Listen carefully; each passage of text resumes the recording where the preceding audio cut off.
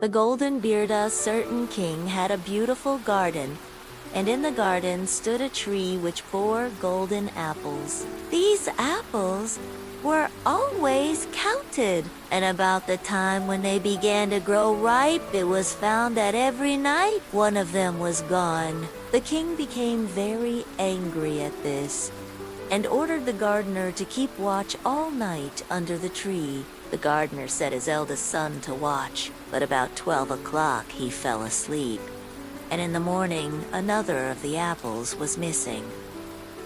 Then the second son was ordered to watch, and at midnight he too fell asleep, and in the morning another apple was gone.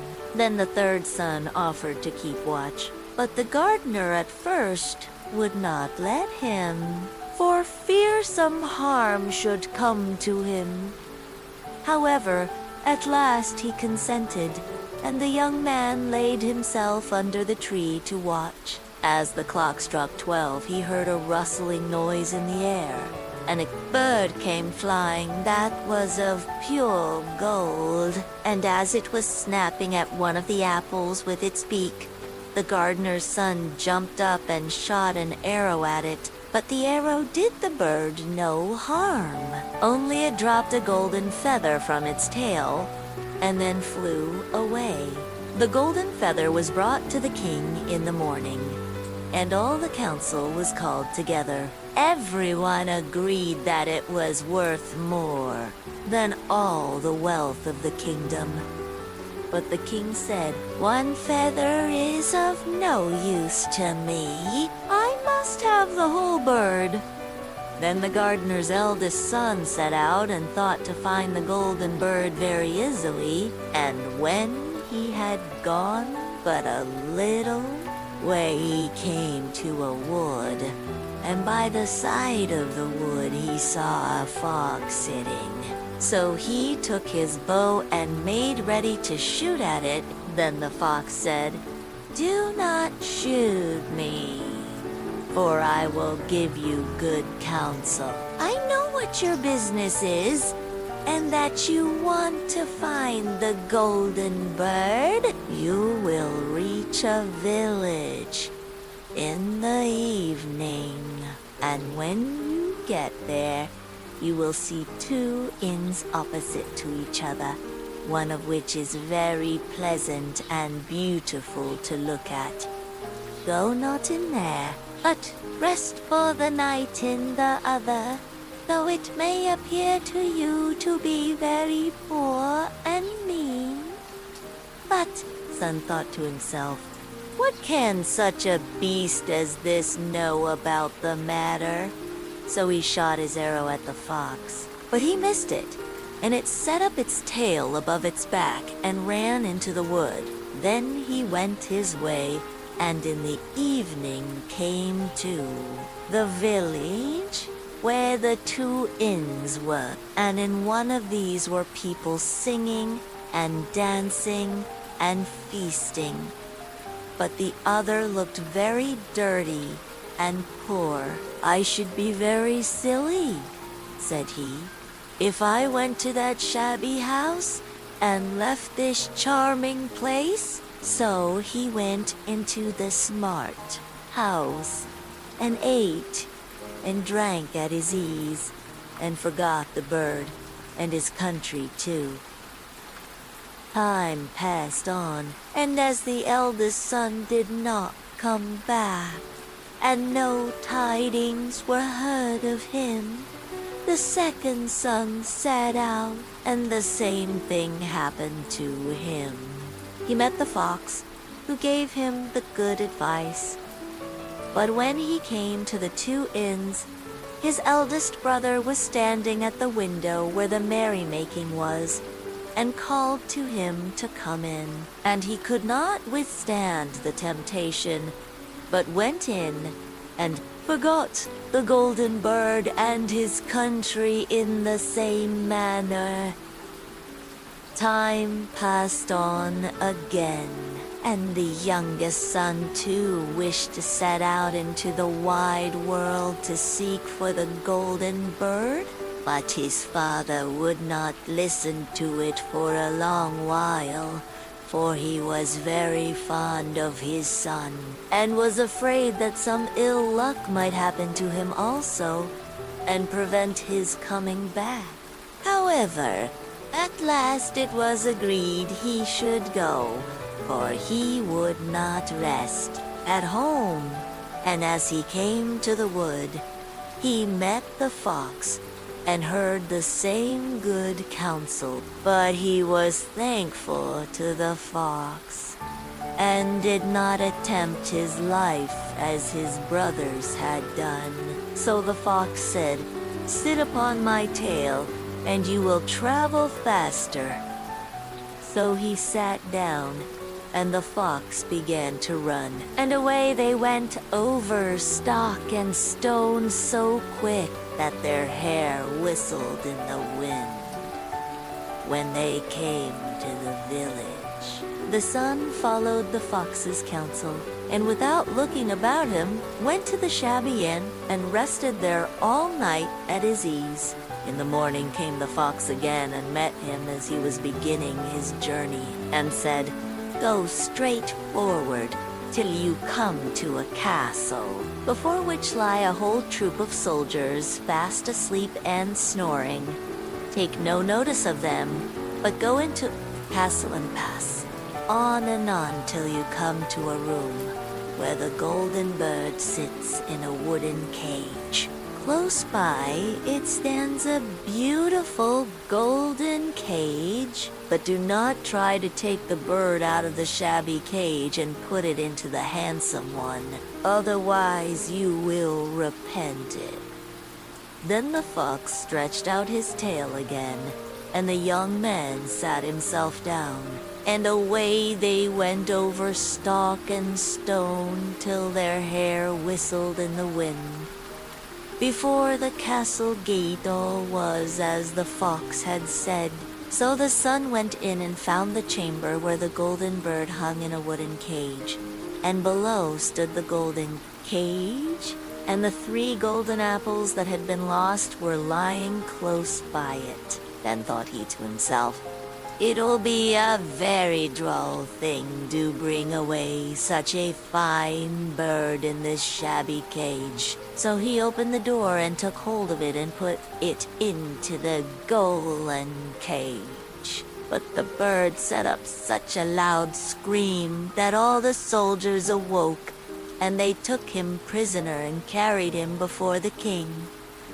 The next morning the court sat to judge him, and when all was heard, it sentenced him to die, unless he should bring the king the golden horse which could run as swiftly as the wind. And if he did this, he was to have the golden bird given him for his own dot. So he set out once more on his journey, sighing and in great despair, when on a sudden his friend the fox met him and said, "You see now what has happened on account of your not listening to my counsel. I will still, however, tell you how to find the golden horse, if you will do as I bid you. You must go straight on till you come to the castle where the horse stands in his stall. By his side will lie the groom fast asleep and snoring. Take away the horse quietly, but be sure to put the old leathern saddle upon him, and not the golden one that is close by it."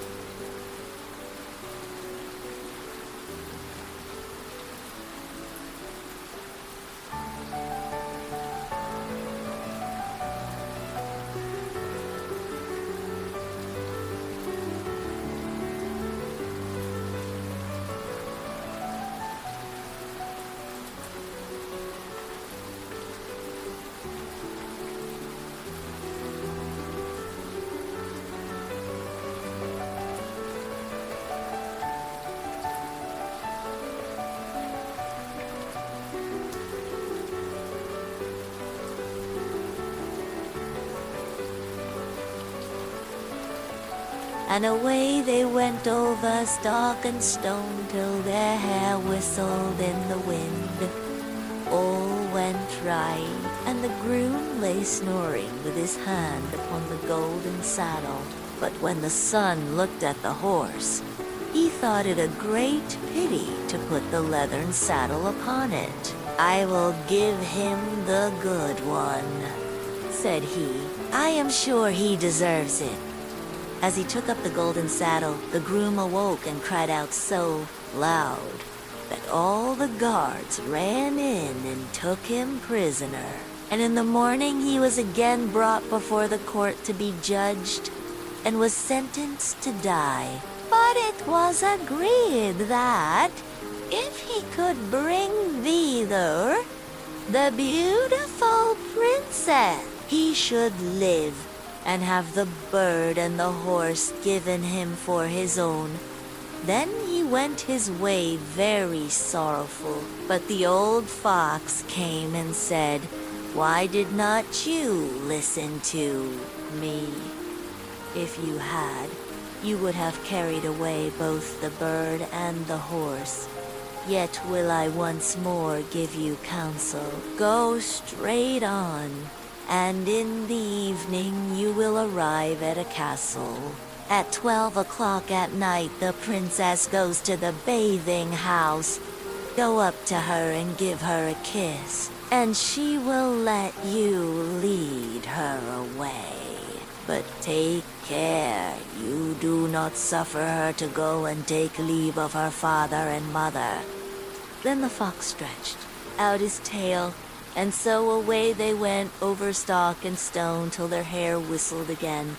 As they came to the castle, all was as the fox had said, and at 12 o'clock the young man met the princess going to the bath and gave her the kiss. And she agreed to run away with him, but begged with many tears that he would let her take leave of her father. At first he refused, but she wept still more and more, and fell at his feet, till at last he consented.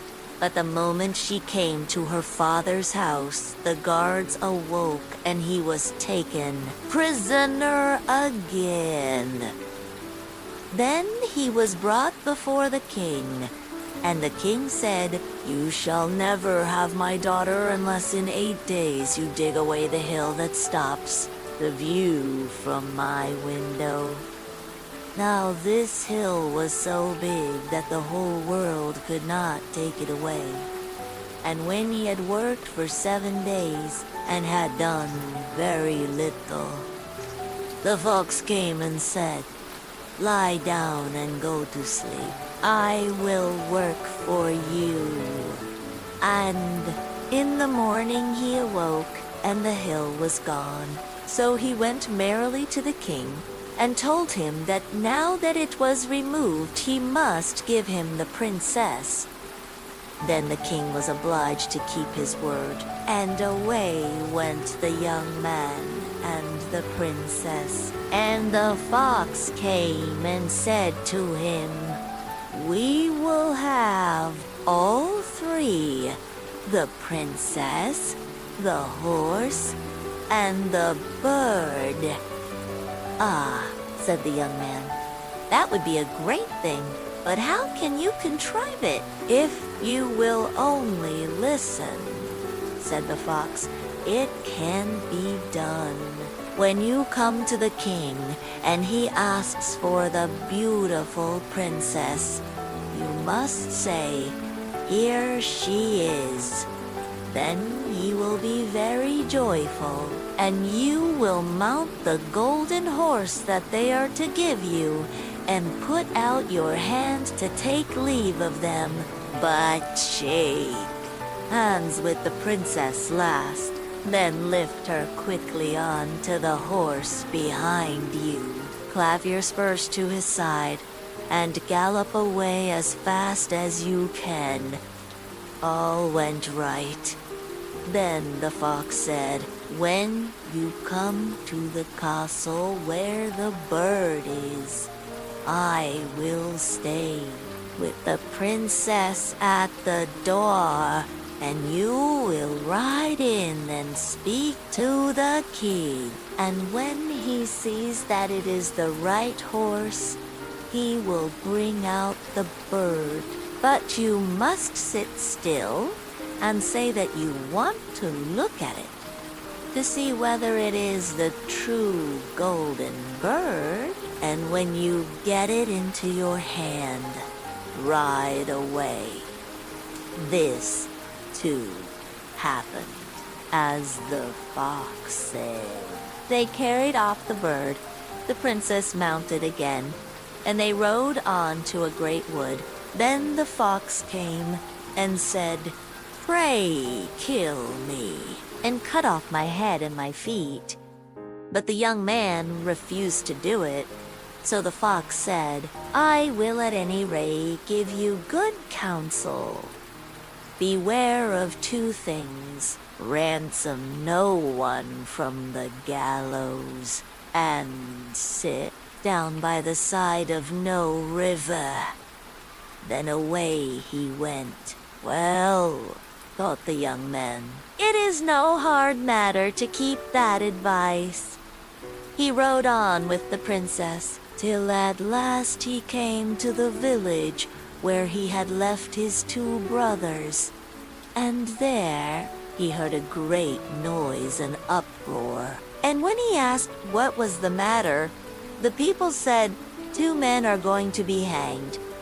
As he came nearer, he saw that the two men were his brothers, who had turned robbers. So he said, "Cannot they in any way be saved?" But the people said no, unless he would bestow all his money upon the rascals, and buy their liberty. Then he did not stay to think about the matter, but paid what was asked, and his brothers were given up, and went on with him towards their home. And as they came to the wood where the fox first met them, it was so cool and pleasant that the two brothers said, "Let us sit down by the side of the river and rest a while, to eat and drink." So he said, "Yes," and forgot the fox's counsel, and sat down on the side of the river. And while he suspected nothing, they came behind and threw him down the bank, and took the princess, the horse, and the bird, and went home to the king their master, and said, "All this have we won by our labor." Then there was great rejoicing made. But the horse would not eat, the bird would not sing, and the princess wept. The youngest son fell to the bottom of the river's bed. Luckily, it was nearly dry, but his bones were almost broken, and the bank was so steep that he could find no way to get out. Then the old fox came once more and scolded him for not following his advice. Otherwise, no evil would have befallen him. "Yet," said he, "I cannot leave you here, so lay hold of my tail and hold fast." Then he pulled him out of the river and said to him, as he got upon the bank, "Your brothers have set watch to kill you if they find you in the kingdom." So he dressed himself as a poor man and came secretly to the king's court, and was scarcely within the doors when the horse began to eat, and the bird to sing, and the princess left off weeping. Then he went to the king and told him all his brothers' roguery, and they were seized and punished, and he had the princess given to him again. And after the king's death, he was heir to his kingdom. A long while after, He went to walk one day in the wood, and the old fox met him and besought him with tears in his eyes to kill him and cut off his head and feet. And at last he did so. And in a moment the fox was changed into a man and turned out to be the brother of the princess who had been lost a great many years. Hansen Lucy, his a men a born to good luck. All they do or try to do comes right all. That falls to them is so much gain all their geese, our swansel, their cardsers. Trumpstos them which way you will, they will always, like poor, put a light upon their legs, and only move on so much the fast. The world may very likely not always think of them as they think of themselves, but what care they for the world? What can it know about the mat? One of these lucky beings was neighbor Hans. 7 long years he had worked hard for his master. At last he said, "Master, my time is up. I must go home and see my poor mother once more. So, pray, pay me my wages and let me go." And the master said, "You have been a faithful and good servant, Hans, so your pay shall be handsome." Then he gave him a lump of silver as big as his head. Hans took out his pocket handkerchief, put the piece of silver into it, threw it over his shoulder, and jogged off on his road homewards. As he went lazily on, dragging one foot after another, a man came in sight, trotting gaily along on a capital horse. Said Hans aloud, "What a fine thing it is to ride on horseback. There he sits as easy and happy as if he was at home, in the chair by his fireside. He trips against no stones, save shoe leather, and gets on he hardly knows how." Hans did not speak so softly, but the horseman heard it all, and said, "Well, friend, why do you go on foot then?" "Ah," said he, "I have this load too. Carry. To be sure it is silver, but it is so heavy that I can't hold up my head, and you must know it hurts my shoulder sadly. What do you say of making an exchange?" said the horseman. "I will give you my horse, and you shall give me the silver, which will save you a great deal of trouble in carrying such a heavy load about with you." "With all my heart," said Hans. "But as you are so kind to me, I must tell you one thing: you will have a weary task to draw that silver about with you." However, the horseman got off, took the silver, helped Hans up, gave him the bridle into one hand and the whip into the other, and said, "When you want to go very fast, smack your lips loudly together and cry, 'Jip.'"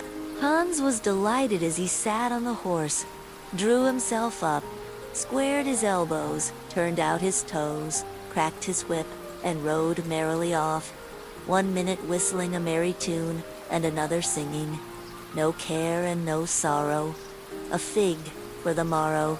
Will laugh and be merry, sing, lay down dairy." After a time he thought he should like to go a little faster, so he smacked his lips and cried, "Jip." Away went the horse full gallop, and before Hans knew what he was about, he was thrown off and lay on his back by the roadside. His horse would have ran off if a shepherd who was coming by, driving a cow, had not stopped it. Hans soon came to himself and got upon his legs again, sadly vexed, and said to the shepherd, "This riding is no joke. when a man has the luck to get upon a beast like this that stumbles and flings him off as if it would break his neck. However, I'm off now once for all. I like your cow now a great deal better than this smart beast that played me this trick and has spoiled my best coat. You see, in this puddle, which, by the by, smells not very like a nose. One can walk along at one's leisure behind that cow good company and have milk, butter, and cheese every day into the bargain. What would I give to have such a prize? Well, said the shepherd, if you are so fond of her, I will change my cow for your horse. I like to do good to my neighbors, even though I lose by it myself. Done, said Hans merrily. What a noble heart that good man has, thought he. Then the shepherd jumped upon the horse, wished Hans and the cow good morning, and away he rode. Hans brushed his coat, wiped his face and hands, rested a while, and then drove off his cow quietly and thought his bargain a very lucky one. If I have only a piece of bread, and I certainly shall always be able to get that, I can, whenever I like, eat my butter and cheese with it. And when I am thirsty, I can milk my cow and drink the milk. And what can I wish for more when... He came to an inn. He halted, ate up all his bread, and gave away his last penny for a glass of beer. When he had rested himself, he set off again, driving his cow towards his mother's village. But the heat grew greater as soon as noon came on, till at last, as he found himself on a wide heath that would take him more than an hour to cross, he began to be so hot and parched that his tongue clave to the roof of his mouth. I can find a cure for this, thought he. Now I will milk my cow and quench my thirst. So he tied her to the stump of a tree and held his leatherned cap to milk into, but not a drop was to be had. Who would have thought that this cow, which was to bring him milk and butter and cheese, was all that time utterly dry? Hans had not thought of looking to that thought while he was trying his luck and milking and managing the matter very clumsily. The uneasy beast began to think him very troublesome, and at last gave him such a kick on the head as knocked him down, and there he lay a long while senseless. Luckily, a butcher soon came by, driving a pig in a wheelbarrow. "What is the matter with you, my man?" said the butcher, as he helped him up. Hans told him what had happened, how he was dry and wanted to milk his cow, but found the cow was dry too. Then the butcher gave him a flask of ale, saying, "There, drink and refresh yourself. Your cow will give you no milk. Don't you see? She is an old beast, good for nothing but the slaughterhouse. Alas, alas," said Hans. "Who would have thought it? What a shame to take my horse and give me only a dry cow. If I kill her, what will she be good for? I hate cow. It is not tender enough for me. If it were a pig now, like that fat gentleman you are driving along at his ease, one could do something with it. It would, at any rate, make sausages. Well, said the butcher, I don't like to say no when one is asked to do a kind, neighborly thing. To please you, I will change and give you my fine, fat pig for the cow. Heaven reward you for your kindness and self, said Hans, as he gave the butcher the cow, and taking the pig off the wheelbarrow, drove it away, holding it by the string that was tied to its leg. So on he jogged, and all seemed now to go right with him.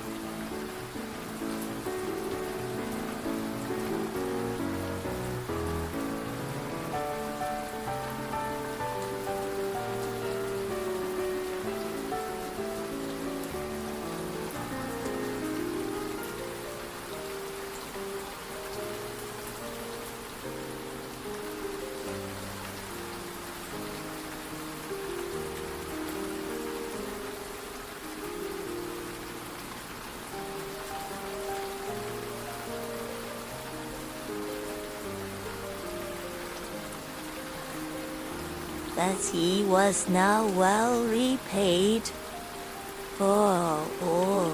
How could it be otherwise with such a traveling companion as he had at last got? The next man he met was a countryman carrying a fine white goose. The countryman stopped to ask what was o'clock. This led to further chat, and Hans told him all his luck, how he had so many good bargains, and how all the world went gay and smiling with him. The countryman then began to tell his tale, and said he was going to take the goose to a christening. Feel, said he, how heavy it is, and yet it is only 8 weeks old. Whoever roasts and eats it will find plenty of fat upon it. Has lived so well. You're right, said Hans, as he weighed it in his hand. But if you talk of fat, my pig is no trifle. Meantime, the countryman began to look grave, and shook his head. Hark said he, my worthy friend, you seem a good sort of fellow, so I can't help doing you a kind turn. Your pig may get you into a scrape. In the village I just came from, the squire has had a pig stolen out of his sty. I was dreadfully afraid when I saw you that you had got the squire's pig. If you have, and they catch you, it will be a bad job for you.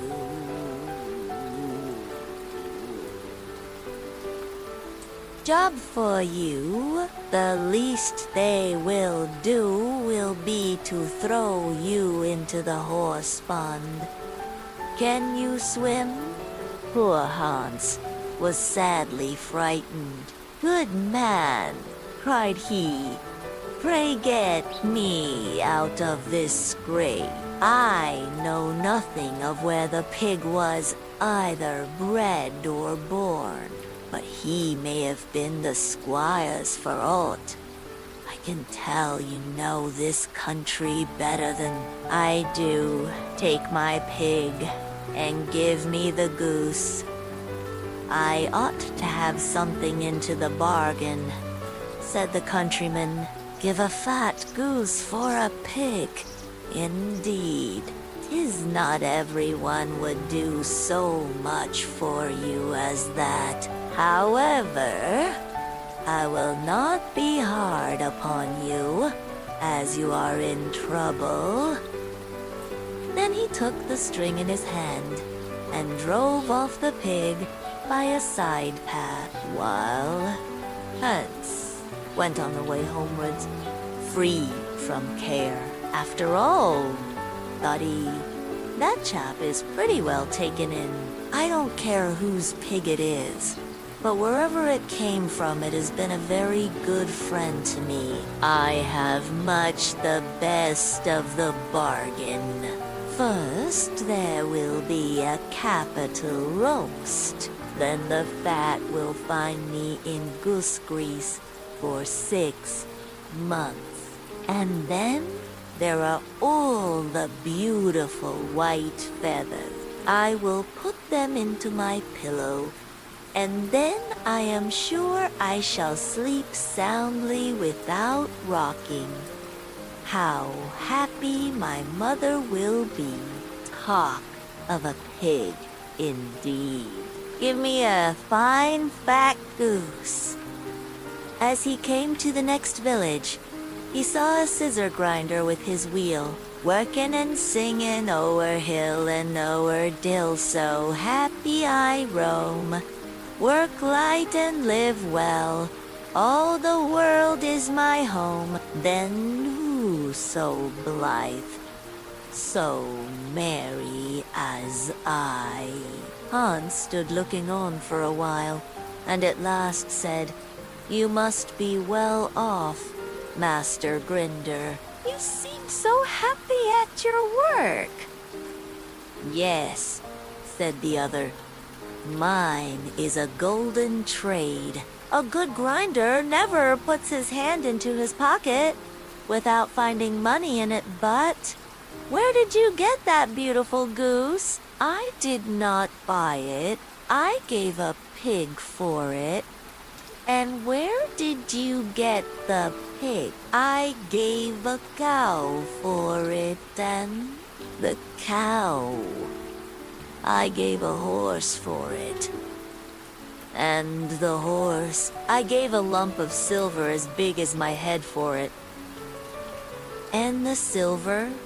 "I worked hard for that 7 long years. You have thriven well in the world hitherto," said the grinder. "Now if you could find money in your pocket whenever you put your hand in it, your fortune would be made." "Very true, but how is that to be managed?" "How? Why, you must turn grinder like myself," said the other. "You only want a grindstone. The rest will come of itself. Here is one that is but little the worse for wear. I would not ask more than the value of your goose for it. Will you buy?" "How can you ask?" said Hans. "I should be the happiest man in the world if I could have money whenever I put my hand in my pocket. What could I want more? There's the goose." "Now," said the grinder, as he gave him a common rough stone that lay by his side, "this is a most capital stone.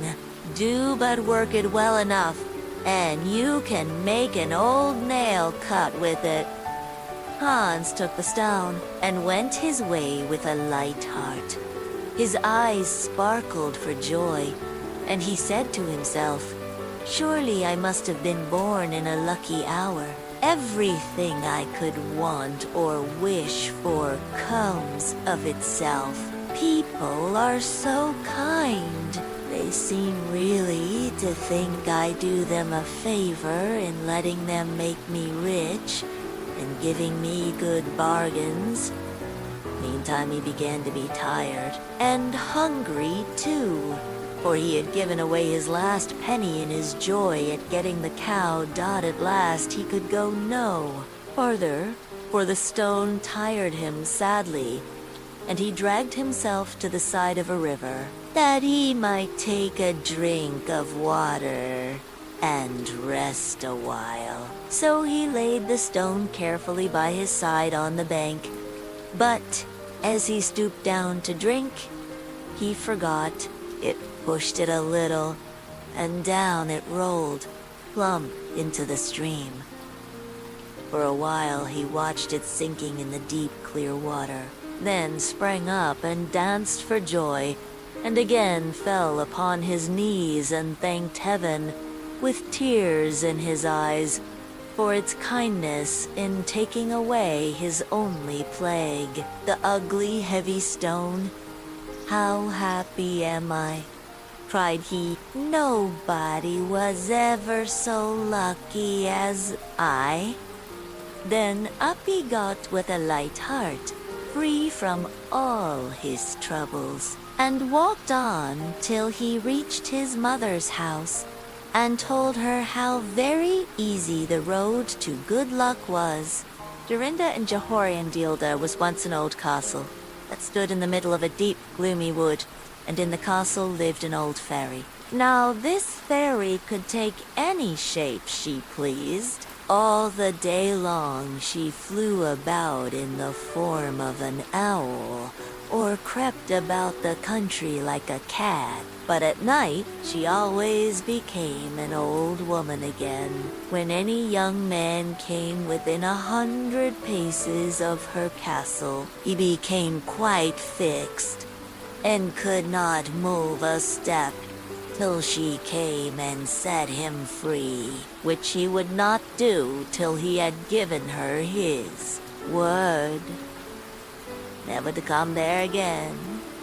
But when any pretty maiden came within that space, she was changed into a bud, and the fairy put her into a cage and hung her up in a chamber in the castle. There were 700 of these cages hanging in the castle, and all with beautiful birds in them. Now there was once a maiden whose name was Jorinda. She was prettier than all the pretty girls that ever were seen before, and a shepherd lad, whose name was Jerindale, was very fond of her, and they were soon to be married. One day they went to walk in the wood, that they might be alone. And Jerindale said, "We must take care that we don't go too near to the fairy's castle." It was a beautiful evening. The last rays of the setting sun shone bright through the long stems of the trees upon the green underwood beneath, and the turtle doves sang from the tall birches. Jorinda sat down to gaze upon the sun. Jorindel sat by her side, and both felt sad. They knew not why, but it seemed as if they were to be parted from one another forever. They had wandered a long way, and when they looked to see which way they should go home, they found themselves at a loss to know what path to take. The sun was setting fast, and already half of its circle had sunk behind the hill. Jerindel on a sudden looked behind him, and saw through the bushes that they had, without knowing it, sat down close under the old walls of the castle. Then he shrank for fear, turned pale, and trembled. Jorinda was just singing. The ringdove sang from the willow spray, "Will-a-day, will-a-day." He mourned for the fate of his darling mate. Well-a-day, when her song stopped suddenly, Jorindel turned to see the reason, and beheld his Jorinda changed into a nightingale, so that her song ended with a mournful jug, jug. An owl with fiery eyes flew 3 times round them, and 3 times screamed, "Tiyufu, Tiyufu, Tiyufu, Tiyufu." Yorinderu could not move. He stood fixed as a stone, and could neither weep, nor speak, nor stir hand or foot. And now the sun went quite down. The gloomy night came. The owl flew into a bush, and a moment after the old fairy came forth pale and meek with staring eyes, and a nose and chin that almost met one another. She mumbled something to herself, seized the nightingale, and went away with it in her hand. Poor Jorindel saw the nightingale was gone, but what could he do? He could not speak. He could not move from the spot where he stood. At last the fairy came back and sang with a hoarse voice, "Till the prisoner is fast, and her doom is cast, there stay, oh stay, when the charm is around her, and this spell is bound her, hie away, away." On a sudden, Jorindel found himself free. Then he fell on his knees before the fairy and prayed her to give him back his dear Jorinda. But she laughed at him and said he should never see her again. Then she went her way. He prayed, he wept, he sorrowed, but all in vain. "Alas," he said, "what will become of me?" He could not go back to his own home, so he went to a strange village and employed himself in keeping sheep. Many a time did he walk round and round as near to the hated castle as he dared go, but all in vain. He heard or saw nothing of Jornda. At last he dreamt one night that he found a beautiful purple flower, and that in the middle of it lay a costly pearl, and he dreamt that he plucked the flower and went with it in his hand into the castle, and that everything he touched with it was disenchanted, and that there he found his Jorinda again. In the morning when he awoke, he began to search over hill and dale for this pretty flower, and 8 long days he sought for it in vain. But on the 9th day, early in the morning, he found the beautiful purple flower, and in the middle of it was a large dewdrop, as big as a costly pearl. Then he plucked the flower and set out and traveled day and night till he came again to the castle. He walked nearer than 100 paces to it, and yet he did not become fixed as before, but found that he could go quite close up to the door. Jorindel was very glad indeed to see this. Then he touched the door with the flower, and it sprang open, so that he went in through the court and listened when he heard so many birds singing. At last he came to the chamber where the fairy sat, with the 700 birds singing in the 700 cages. When she saw Jorindel, she was very angry and screamed with rage, but she could not come within 2 yards of him, for the flower he held in his hand was his safeguard. He looked around at the birds, but alas, there were many, many nightingales, and how then should he find out which was his Jorinda? While he was thinking what to do, he saw the fairy had taken down one of the cages and was making the best of her way off through the door.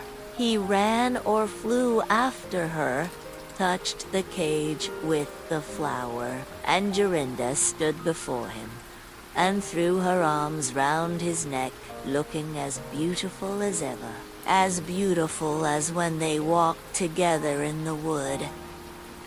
Then he touched all the other birds with the flower, so that they all took their old forms again. And he took Jorinda home, where they were married and lived happily together many years. And so did a good many other lads, whose maidens had been forced to sing in the old fairies' cages by themselves much longer than they liked, The traveling Musaisiahanis and Anis farmer had once an ass that had been a faithful servant to him a great many years, but was now growing old and every day more and more unfit for work. His master, therefore, was tired of keeping him and began to think of putting an end to him. But the ass, who saw that some mischief was in the wind, took himself slyly off and began his journey towards the great city. For there, thought he, I may turn musician. After he had traveled a little way, he spied a dog lying by the roadside and panting as if he were tired. "What makes you pant so, my friend?" said the ass. "Ah, lass," said the dog, "my master was going to knock me on the head because I am old and weak and can no longer make myself useful to him in hunting. So I ran away. But what can I do to earn my livelihood?" "Hark thou," said the ass, "I am going to the great city to turn musician. Suppose you go with me and try what you can do in the same way?" The dog said he was willing, and they jogged on together. They had not gone far before they saw a cat sitting in the middle of the road and making a most rueful face. "Pray, my good lady," said the ass, "what's the matter with you? You look quite out of spirits." "Ah, me," said the cat. "How can one be in good spirits when one's life is in danger? Because I am beginning to grow old, and had rather lie at my ease by the fire than run about the house after the mice. My mistress laid hold of me and was going to drown me, and though I have been lucky enough to get away from her, I do not know what I am to live upon." "Oh," said the ass, "by all means go with us to the great city. You are a good night singer and may make your fortune as a musician." The cat was pleased with the thought and joined the party. Soon afterwards, as they were passing by a farmyard, they saw a cock perched upon a gate and screaming out with all his might and main. "Bravo," said the ass. "Upon my word, you make a famous noise. Pray, what is all this about?" "Why," said the cock, "I was just now saying that we should have fine weather for our washing day, and yet my mistress and the cook don't thank me for my pains, but threaten to cut off my head tomorrow and make broth of me for the guests that are coming on Sunday." "Heaven forbid," said the ass. "Come with us, Master Chanticleer. It will be better, at any rate, than staying here to have your head cut off. Besides, who knows, if we care to sing in tune, we may get up some kind of a concert. So come along with us." "With all my heart," said the cock. So they all four went on Jalili together. They could not, however, reach the great city the first day. So when night came on, they went into a wood to sleep. The ass and the dog laid themselves down under a great tree, and the cat climbed up into the branches, while the cock, thinking that the higher he sat the safer he should be, flew up to the very top of the tree, and then, according to his custom, before he went to sleep, looked out on all sides of him to see that everything was well in doing. This he saw afar off, something bright and shining, and calling to his companions, said, "There must be a house no great way off, for I see a light." "If that be the case," said the ass, "we had better change our quarters, for our lodging is not the best in the world. Besides," added the dog, "I should not be the worse for a bone or two, or a bit of meat." So they walked off together towards the spot where Chanticleer had seen the light, and as they drew near it became larger and brighter, till they at last came close to a house in which a gang of robbers lived. The ass, being the tallest of the company, marched up to the window and peeped in. "Well, donkey," said Chanticleer, "what do you see?" "What do I see?" replied the ass. "Why, I see a table spread with all kinds of good things, and robbers sitting round it making merry." "That would be a noble lodging for us," said the cock. "Yes," said the ass, "if we could only get in."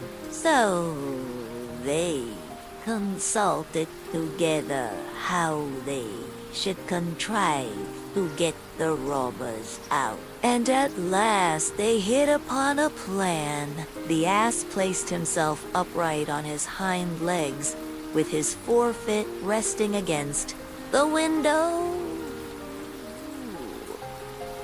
The dog got upon his back, the cat scrambled up to the dog's shoulders, and the cock flew up and sat upon the cat's head.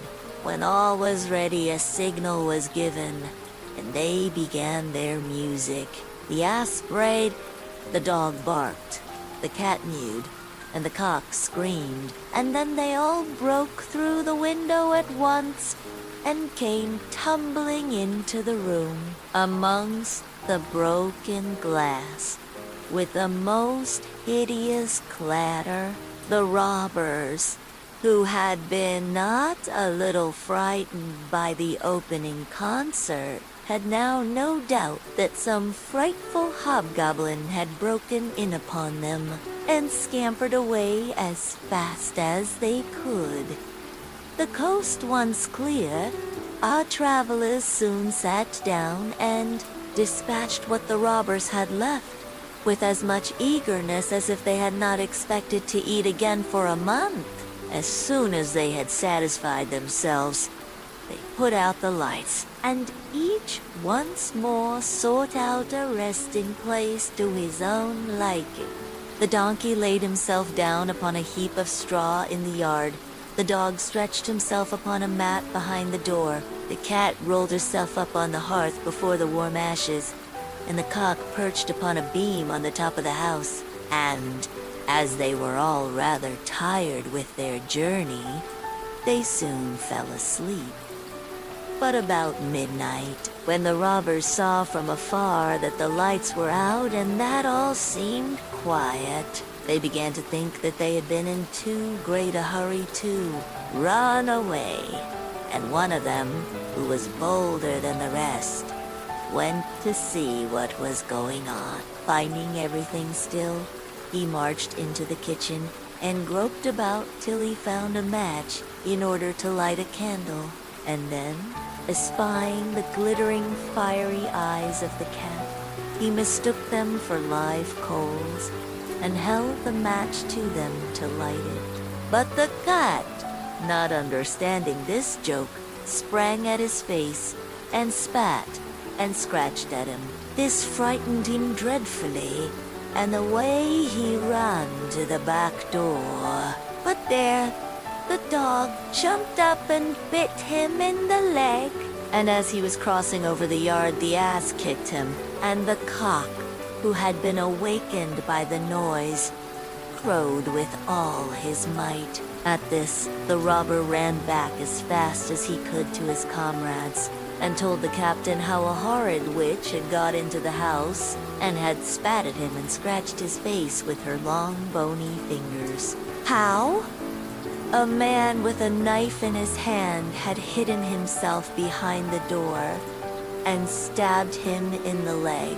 How a black monster stood in the yard and struck him with a club, and how the devil had sat upon the top of the house and cried out, "Throw the rascal up here."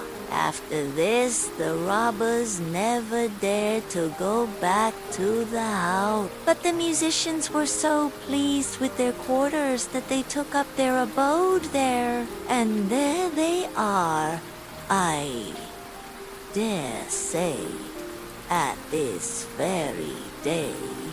Old Sultana Shepherd had a faithful dog called Sultan, who was grown very old and had lost all his teeth. And one day when the shepherd and his wife were standing together before the house, the shepherd said, "I will shoot old Sultan tomorrow morning, for he is of no use now."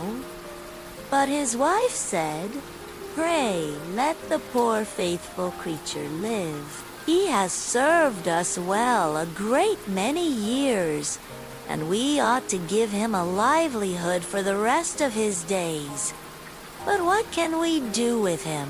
said the shepherd. "He has not a tooth in his head, and the thieves don't care for him at all. To be sure, he has served us, but then he did it to earn his livelihood. Tomorrow shall be his last day. Depend upon it."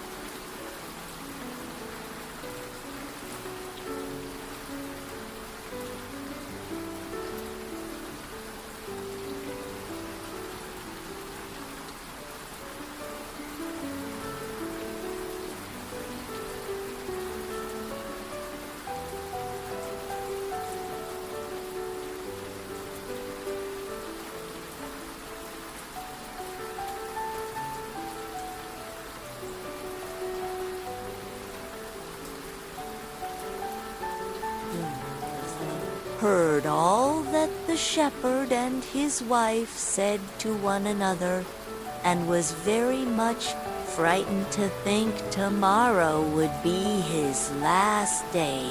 So in the evening he went to his good friend Evolve, who lived in the wood, and told him all his sorrows, and how his master meant to kill him in the morning. "Make yourself easy," said the wolf. "I will give you some good advice. Your master, you know, goes out every morning very early with his wife into the field, and they take their little child with them and lay it down behind the hedge in the shade while they are at work. Now do you lie down close by the child and pretend to be watching it, and I will come out of the wood and run away with it. You must run after me as fast as you can, and I will let it drop. Then you may carry it back, and they will think you have saved their child, and will be so thankful to you that they will take care of you as long as you live." The dog liked this plan very well, and accordingly so it was managed. The wolf ran with the child a little way. The shepherd and his wife screamed out, but Sultan soon overtook him and carried the poor little thing back to his master and mistress, Then the shepherd patted him on the head and said, "Old Sultan has saved our child from the wolf, and therefore he shall live and be well taken care of, and have plenty to eat. Wife, go home and give him a good dinner, and let him have my old cushion to sleep on as long as he lives." So from this time forward, Sultan had all that he could wish for.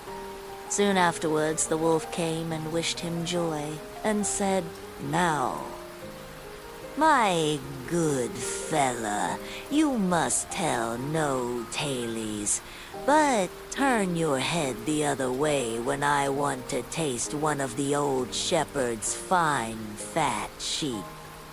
"No," said the Sultan, "I will be true to my master." However, the wolf thought he was in joke, and came one night to get a dainty morsel. But Sultan had told his master what the wolf meant to do. So he laid wait for him behind the barn door, and when the wolf was busy looking out for a good fat sheep, he had a stout cudgel laid about his back that combed his locks for him finely. Then the wolf was very angry, and called Sultan an old rogue, and swore he would have his revenge. So the next morning the wolf sent the boar to challenge Sultan to come into the wood to fight the matter. Now Sultan had nobody he could ask to be his second but the shepherd's old three-legged cat. So he took her with him, and as the poor thing limped along with some trouble, she stuck up her tail straight in the air. The wolf and the wild boar were first on the ground, and when they espied their enemies coming, and saw the cat's long tail standing straight in the air, they thought she was carrying a sword for Sultan to fight with, and every time she limped, they thought she was picking up a stone to throw at them. So they said they should not like this way of fighting, and the boar lay down behind a bush, and the wolf jumped up into a tree. Sultan and the cat soon came up and looked about and wondered that no one was there. The boar, however, had not quite hidden himself, for his ears stuck out of the bush. And when he shook one of them a little, the cat, seeing something move and thinking it was a mouse, sprang upon it and bit and scratched it, so that the boar jumped up and grunted and ran away, roaring out, "Look up in the tree. There sits the one who is to blame." So they looked up and espied the wolf sitting amongst the branches, and they called him a cowardly rascal, and would not suffer him to come down till he was heartily ashamed of himself, and had promised to be good friends again with old Sultan. The straw, the coal, and the Biyanin. A village dwelt a poor old woman who had gathered together a dish of beans and wanted to cook them. So she made a fire on her hearth, and that it might burn the quicker, she lighted it with a handful of straw. When she was emptying the beans into the pan, one dropped without her observing it, and lay on the ground beside a straw, and soon afterwards a burning coal from the fire leaped down to the two. Then the straw began and said, "Dear friends, from whence do you come here?" The coal replied, "I fortunately sprang out of the fire, and if I had not escaped by sheer force, my death would have been certain. I should have been burnt to ashes The bean said, I too have escaped with a whole skin, but if the old woman had got me into the pan, I should have been made into broth without any mercy, like my comrades. And would a better fate have fallen to my lot? Said the straw. The old woman has destroyed all my brethren in fire and smoke. She seized 60 of them at once and took their lives. I luckily slipped through her fingers. But what are we to do now? Said the coal. I think, answered the bean, that as we have so fortunately escaped death, we should keep together like good companions. Unless a new mischance should overtake us here, we should go away together and repair to a foreign country. The proposition pleased the two others, and they set out on their way together. Soon, however, they came to a little brook, and as there was no bridge or footplank, they did not know how they were to get over it. The straw hit on a good idea and said, I will lay myself straight across, and then you can walk over on me as on a bridge. The straw therefore stretched itself from one bank to the other, and the coal, who was of an impetuous disposition, tripped quite boldly on to the newly built bridge. But when she had reached the middle and heard the water rushing beneath her, she was, after all, afraid, and stood still, and ventured no farther. The straw, however, began to burn, broke in 2 pieces, and fell into the stream. The coal slipped after her, hissed when she got into the water, and breathed her last. The bean, who had prudently stayed behind on the shore, could not but laugh at the event, was unable to stop, and laughed so heartily that she burst. It would have been all over with her, likewise, if, by good fortune, a tailor who was traveling in search of work had not sat down to rest by the brook. As he had a compassionate heart, he pulled out his needle and thread and sewed her together. The bean thanked him most prettily, but as the tailor used black thread, all beans since then have a black seam. Briarosi, king and queen, once upon a time reigned in a country a great way off, where there were in those days fairies. Now this king and queen had plenty of money, and plenty of fine clothes to wear, and plenty of good things to eat and drink, and a coach to ride out in every day. But though they had been married many years, they had no children, and this grieved them very much indeed. But one day, as the queen was walking by the side of the river, at the bottom of the garden, she saw a poor little fish that had thrown itself out of the water and lay gasping and nearly dead on the bank. Then the queen took pity on the little fish and threw it back again into the river. And before it swam away, it lifted its head out of the water and said, I know what your wish is, and it shall be fulfilled in return for your kindness to me. You will soon have a daughter. What the little fish had foretold soon came to pass, and the queen had a little girl, so very beautiful that the king could not cease looking on it for joy, and said he would hold a great feast and make merry, and show the child to all the land. So he asked his kinsmen and nobles and friends and neighbors. But the queen said, "I will have the fairies also, that they might be kind and good to our little daughter."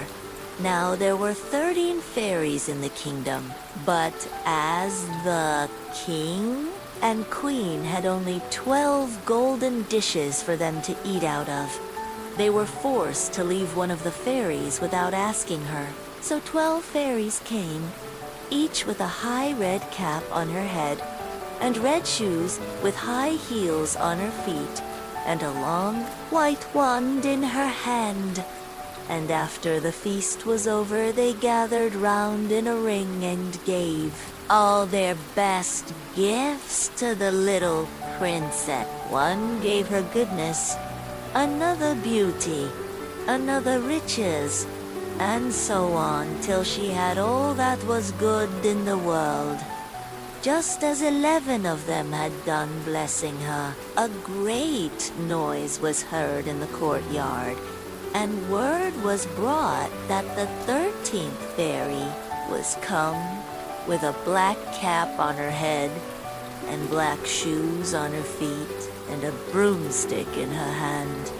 And presently up she came into the dining hall.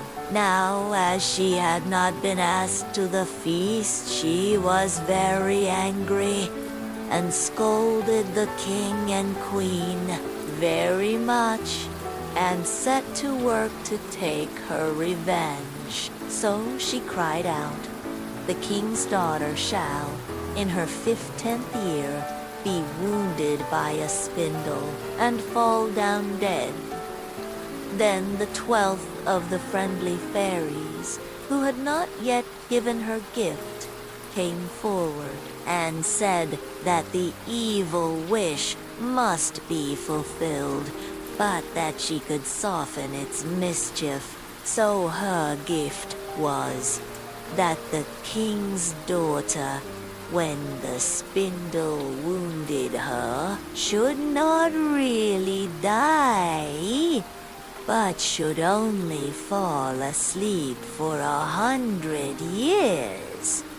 However, the king hoped still to save his dear child altogether from the threatened evil. Oh, he ordered that all the spindles in the kingdom should be bought up and burnt. But all the gifts of the first 11 fairies were in the meantime fulfilled, for the princess was so beautiful and well-behaved and good and wise that everyone who knew her loved her. But it happened that on the very day she was 15 years old, the king and queen were not at home, and she was left alone in the palace. So she roved about by herself and looked at all the rooms and chambers, till at last she came to an old tower, to which there was a narrow staircase ending with a little door. In the door there was a golden key, and when she turned it, the door sprang open, and there sat an old lady spinning away very busily. "Why, how now, good mother?" said the princess. "What are you doing there?" "Spinning," said the old lady, and nodded her head, humming a tune, while but went the wheel. "How prettily that little thing turns round," said the princess, and took the spindle and began to try and spin. But scarcely had she touched it before the fairy's prophecy was fulfilled. The spindle wounded her, and she fell down lifeless on the ground. However, she was not dead, but had only fallen into a deep sleep. And the king and the queen, who had just come home, and all their court, fell asleep too. And the horses slept in the stables, and the dogs in the court, the pigeons on the housetop, and the very flies slept upon the walls. Even the fire on the hearth left off blazing and went to sleep. The jack stopped, and the spit that was turning about with a goose upon it. For the king's dinner stood still, and the cook, who was at that moment pulling the kitchen boy by the hair to give him a box on the ear for something he had done amiss, let him go, and both fell asleep. The butler, who was slyly tasting the ale, fell asleep with the jug at his lips, and thus everything stood still and slept soundly. A large hedge of thorns soon grew round the palace, and every year it became higher and thicker, till, at last, the old palace was surrounded and hidden, so that not even the roof or the chimneys could be seen.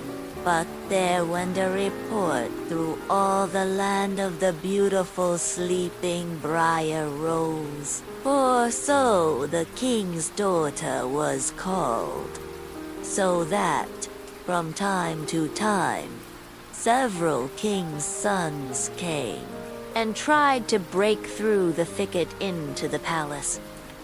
This, however, none of them could ever do, for the thorns and bushes laid hold of them, as it were with hands, and there they stuck fast, and died wretchedly.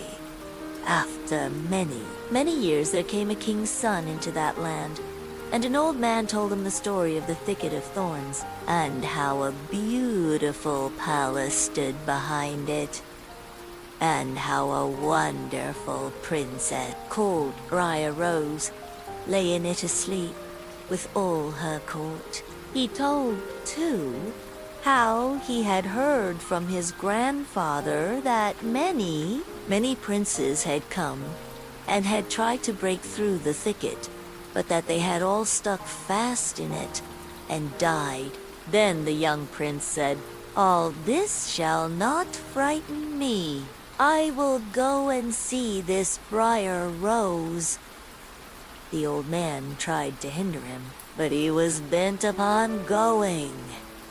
Now that very day 100 years were ended, and as the prince came to the thicket he saw nothing but beautiful flowering shrubs, through which he went with ease, and they shut in after him as thick as ever. Then he came at last to the palace, and there in the court lay the dogs asleep, and the horses were standing in the stables, and on the roof sat the pigeons fast asleep, with their heads under their wing. And when he came into the palace, the flies were sleeping on the walls.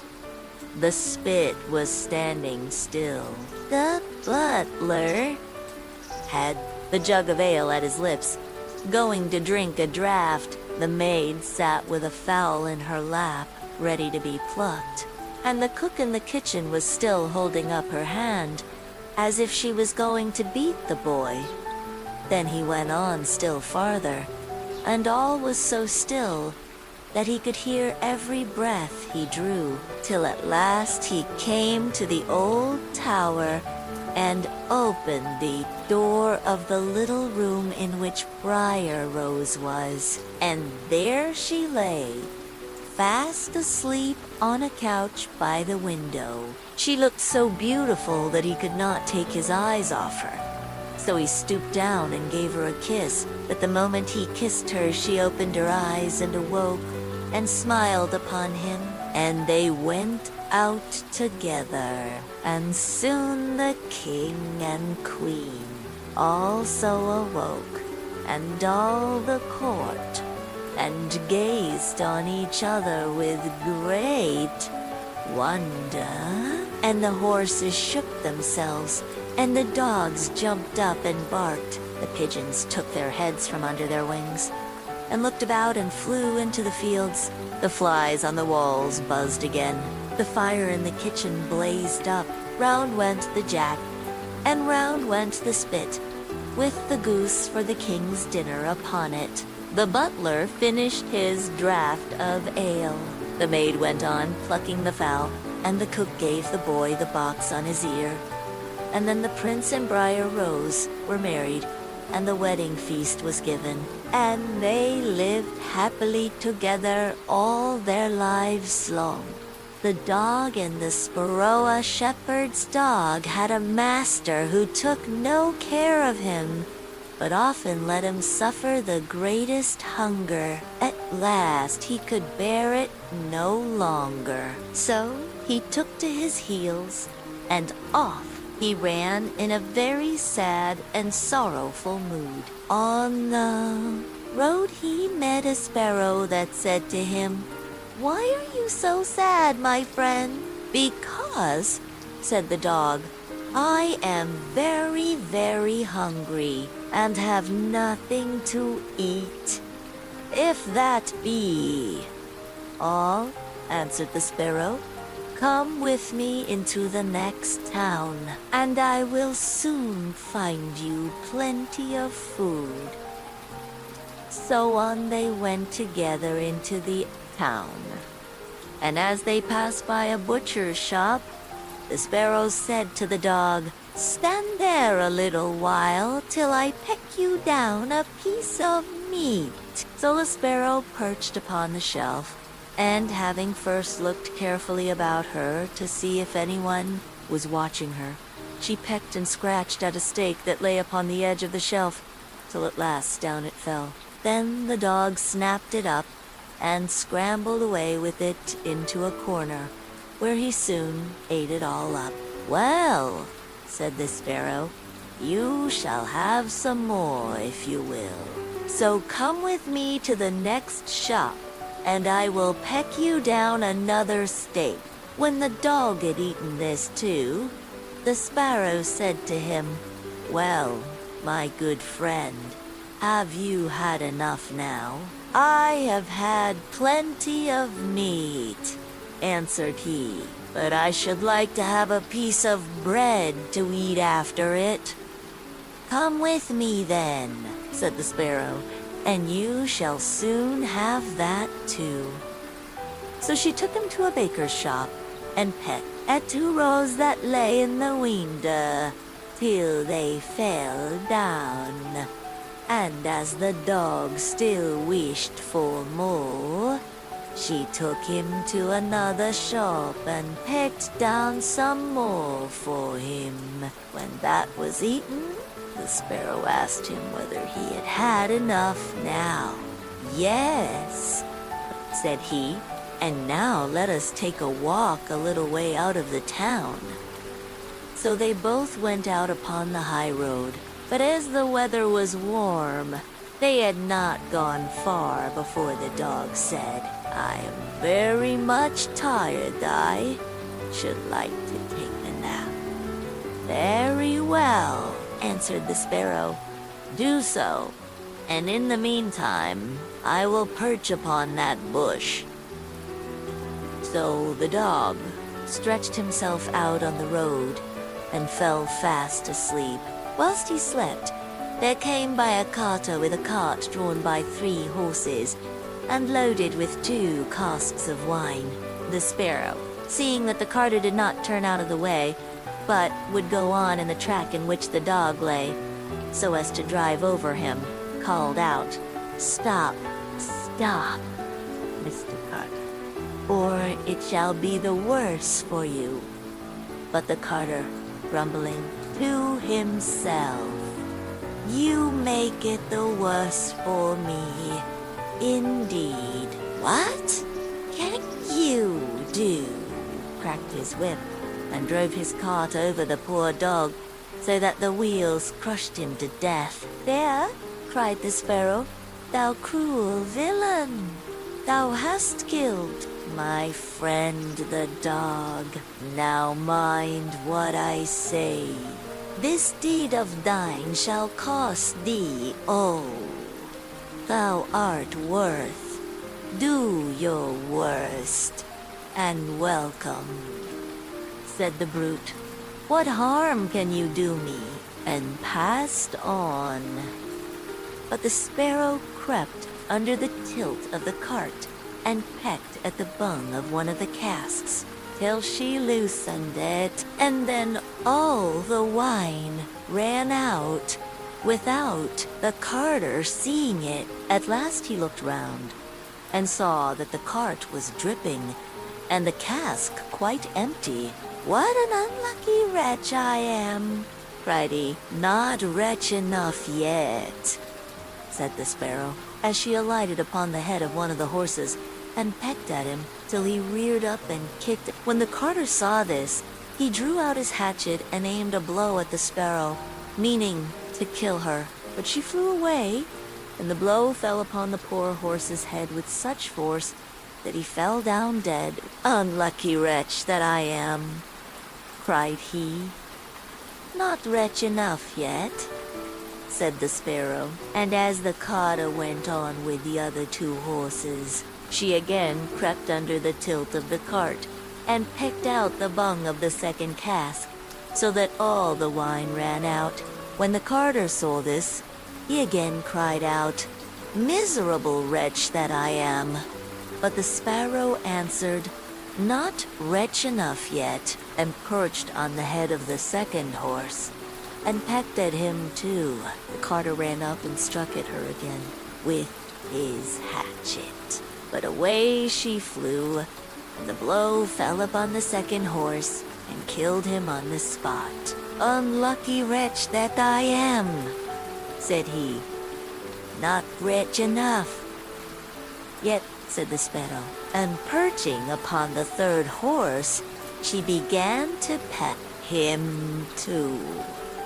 The carter was mad with fury, and without looking about him or caring what he was about, struck again at the sparrow, but killed his third horse as he done the other two.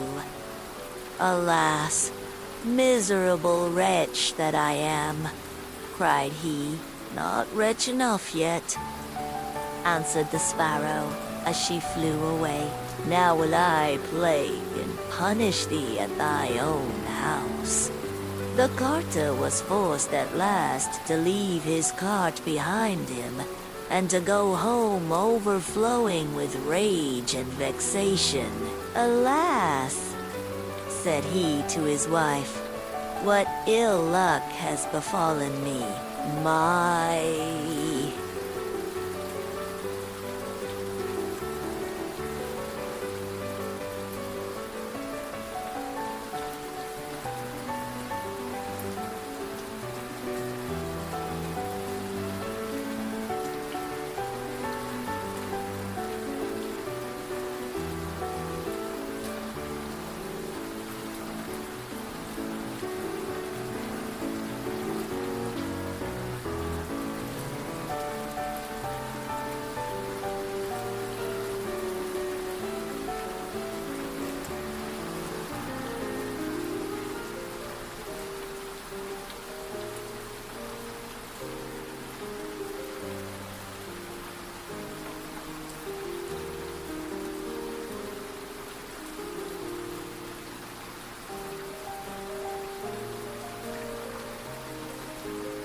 is all spilt, and my horse is all three dead.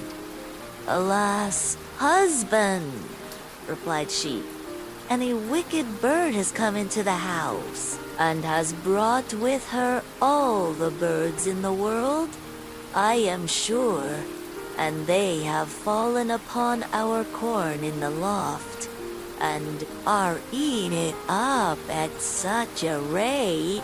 Away ran the husband upstairs, and saw thousands of birds sitting upon the floor eating up his corn, with the sparrow in the midst of them.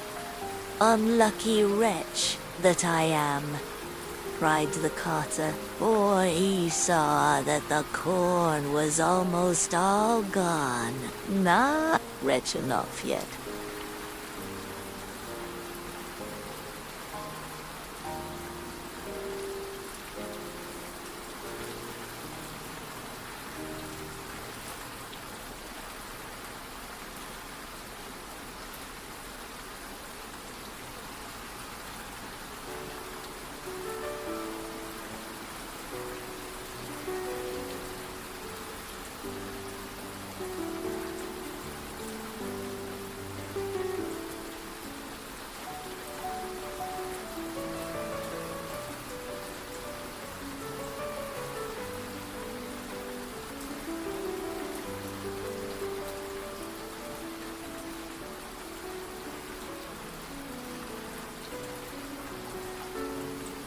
thy cruelty shall cost thee thy life yet. And away she flew. The carter, seeing that he had thus lost all that he had, went down into his kitchen, and was still not sorry for what he had done, but sat himself angrily and sulkily in the chimney corner. But the sparrow sat on the outside of the window, and cried, Carter, thy cruelty shall cost thee thy life. With that he jumped up in a rage, seized his hatchet, and threw it at the sparrow, but it missed her, and only broke the window. The sparrow now hopped in, perched upon the window seat, and cried, Carter, it shall cost thee thy life. Then he became mad and blind with rage, and struck the window seat with such force that he cleft it in two.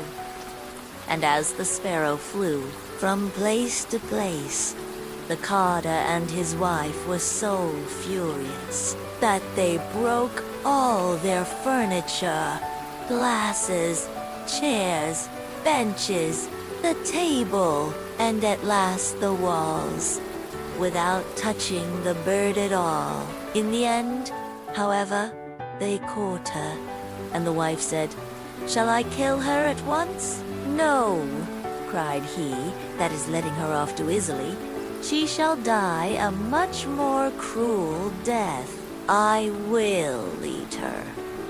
But the sparrow began to flutter about, and stretch out her neck, and cried, Carter, it shall cost thee thy life yet. With that he could wait no longer. So he gave his wife the hatchet, and cried, Wife, strike at the bird and kill her in my hand. And the wife struck, but she missed her aim, and hit her husband on the head so that he fell down dead, and the sparrow flew quietly home to her nest. The 12 dancing Pressesses. There was a king who had 12 beautiful daughters.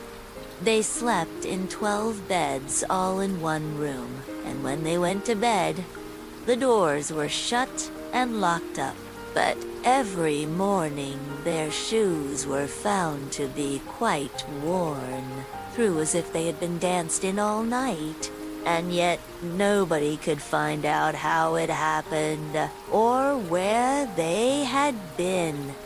Then the king made it known to all the land that if any person could discover the secret and find out where it was that the princesses danced in the night, he should have the one he liked best for his wife, and should be king after his death. But whoever tried and did not succeed, after 3 days and nights, should be put to death. A king's son soon came. He was well entertained, and in the evening was taken to the chamber next to the one where the princesses lay in their 12 beds. There he was to sit and watch where they went to dance, and in order that nothing might pass without his hearing it, the door of his chamber was left open, but the king's son soon fell asleep. And when he awoke in the morning, he found that the princesses had all been dancing, for the soles of their shoes were full of holes. The same thing happened the 2nd and 3rd night. So the king ordered his head to be cut off. After him came several others. But they had all the same luck, and all lost their lives in the same manner. Now it chanced that an old soldier, who had been wounded in battle and could fight no longer, passed through the country where this king reigned. And as he was traveling through a wood, he met an old woman who asked him where he was going. "I hardly know where I am going, or what I had better do," said the soldier, "but I think I should like very well to find out where it is that the princesses dance. And then in time I might be a king." "Well," said the old dame, "that is no very hard task. Only take care not to drink any of the wine which one of the princesses will bring to you in the evening. And as soon as she leaves you, pretend to be fast asleep." Then she gave him a cloak and said, "As soon as you put that on, you will become invisible, and you will then be able to follow the princesses wherever they go." When the soldier heard all this good counsel, he determined to try his luck. So he went to the king and said he was willing to undertake the task. He was as well received as the others had been, and the king ordered fine royal robes to be given him. And when the evening came, he was led to the outer chamber. Just as he was going to lie down, the eldest of the princesses brought him a cup of wine, but the soldier threw it all away secretly, taking care not to drink a drop. Then he laid himself down on his bed, and in a little while began to snore very loud as if he was fast asleep. When the 12 princesses heard this, they laughed heartily, and the eldest said, "This fellow, too, might have done a wiser thing than lose his life in this way." Then they rose up and opened their drawers and boxers, and took out all their fine clothes, and dressed themselves at the glass, and skipped about as if they were eager to begin dancing. But the youngest said, "I don't know how it is. While you are so happy, I feel very uneasy. I am sure some mischance will befall us." "You simpleton," said the eldest, "you are always afraid. Have you forgotten how many kings' sons have already watched in vain? And as for this soldier, even if I had not given him his sleeping draught, he would have slept soundly enough. When they were all ready, they went and looked at the soldier, but he snored on, and did not stir hand or foot. So they thought that we're quite safe." And the eldest went up to her own bed and clapped her hands, and the bed sank into the floor and a trapdoor flew open. The soldiers saw them going down through the trapdoor one after another, the eldest leading the way, and thinking he had no time to lose, he jumped up, put on the cloak which the old woman had given him, and followed them. But in the middle of the stairs he trod on the gown of the youngest princess, and she cried out to her sisters, "All is not right. Someone took hold of my gown." "You silly creature," said the eldest. "It is nothing but a nail in the wall." Then down they all went, and at the bottom they found themselves in a most delightful grove of trees, and the leaves were all of silver, and glittered and sparkled beautifully. The soldier wished to take away some token of the place. So he broke off a little branch, and there came a loud noise from the tree. Then the youngest daughter said again, "I am sure all is not right. Did not you hear that noise? That never happened before." But the eldest said, "It is only our princes who are shouting for joy at our approach." Then they came to another grove of trees where all the leaves were of gold, and afterwards to a third where the leaves were all glittering diamonds. And the soldier broke a branch from each and every time there was a loud noise which made the youngest sister tremble with fear. But the eldest still said it was only the princes who were crying for joy. So they went on till they came to a great lake. And at the side of the lake there lay 12 little boats with 12 handsome princes in them, who seemed to be waiting there for the princesses. One of the princesses went into each boat, and the soldiers stepped into the same boat with the youngest. As they were rowing over the lake, the prince who was in the boat with the youngest princess and the soldier said, "I do not know why it is, but though I am rowing with all my might, we do not get on so fast as usual, and I am quite tired. The boat seems very heavy today." "It is only the heat of the weather," said the princess. "I feel it very warm too."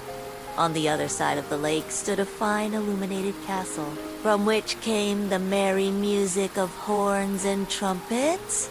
There they all landed and went into the castle, and each prince danced with his princess, and the soldier, who was all the time invisible, danced with them too. And when any of the princesses had a cup of wine set by her, he drank it all up, so that when she put the cup to her mouth, it was empty. At this, too, the youngest sister was terribly frightened, but the eldest always silenced her. They danced on till 3 o'clock in the morning, and then all their shoes were worn out, so that they were obliged to leave off. The princes rowed them back again over the lake, but this time the soldier placed himself in the boat with the eldest princess. And on the opposite shore they took leave of each other, the princesses promising to come again the next night. When they came to the stairs, the soldier ran on before the princesses and laid himself down. And as the 12 sisters slowly came up, very much tired, they heard him snoring in his bed.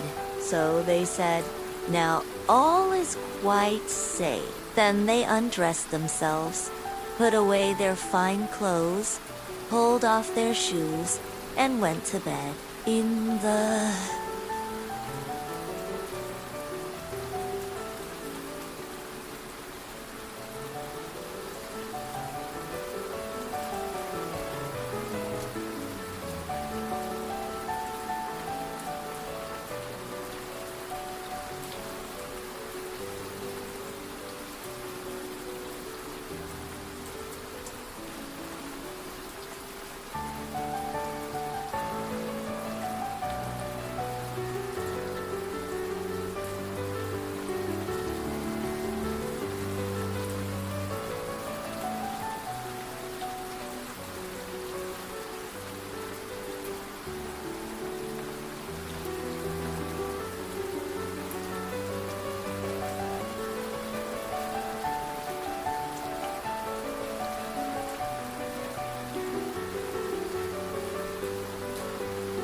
Morning, the soldier said nothing about what had happened, but determined to see more of this strange adventure, and went again the second and third night, and everything happened just as before. The princesses danced each time till their shoes were worn to pieces, and then returned home. However, on the third night, the soldier carried away one of the golden cups as a token of where he had been. As soon as the time came when he was to declare the secret, he was taken before the king with the 3 branches and the golden cup, and the 12 princesses stood listening behind the door to hear what he would say. And when the king asked him, "Where do my 12 daughters dance at night?" he answered, "With 12 princes in a castle underground." And then he told the king all that had happened and showed him the 3 branches and the golden cup which he had brought with him. Then the king called for the princesses and asked them whether what the soldiers said was true, and when they saw that they were discovered, and that it was of no use to deny what had happened, they confessed it all. And the king asked the soldier which of them he would choose for his wife. And he answered, "I am not very young, so I will have the eldest." And they were married that very day, and the soldier was chosen to be the king's heir. The fisherman and his WFE there was once a fisherman who lived with his wife in a pigsty close by the seaside. The fisherman used to go out all day long and one day, as he sat on the shore with his rod, looking at the sparkling waves and watching his line, all on a sudden his float was dragged away deep into the water, and in drawing it up he pulled out a great fish. But the fish said, "Pray, let me live. I am not a real fish. I am an enchanted prince. Put me in the water again and let me go." Oh, said the man. "You need not make so many words about the matter. I will have nothing to do with a fish that can talk. So swim away, sir, as soon as you please." Then he put him back into the water, and the fish darted straight down to the bottom and left a long streak of blood behind him on the wave. When the fisherman went home to his wife in the pigsty, he told her how he had caught a great fish and how it had told him it was an enchanted prince, and how, on hearing it speak, he had let it go again. "Did not you ask it for anything," said the wife. "We live very wretchedly here, in this nasty, dirty pigsty. Do go back and tell the fish we want a snug little cottage." The fisherman did not much like the business. However, he went to the seashore, and when he came back there, the water looked all yellow and green. And he stood at the water's edge and said, "Oh, man of the sea, hearken to me. My wife Ilsebil will have her own will, and hath sent me to beg a boon of thee." Then the fish came swimming to him and said, "Whoa, what is her will? What does your wife want?" Said the fisherman, "She says that when I have caught you, I ought to have asked you for something before I let you go. She does not like living any longer in the pigsty and wants a snug little cottage." "Go home, then," said the fish. "She is in the cottage already."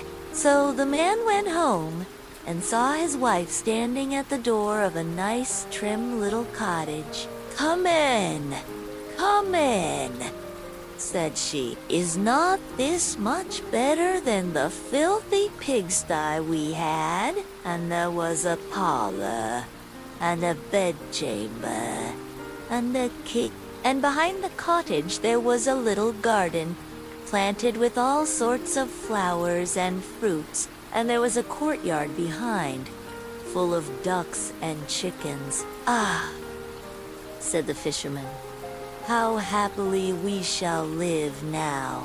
We will try to do so, at least," said his wife.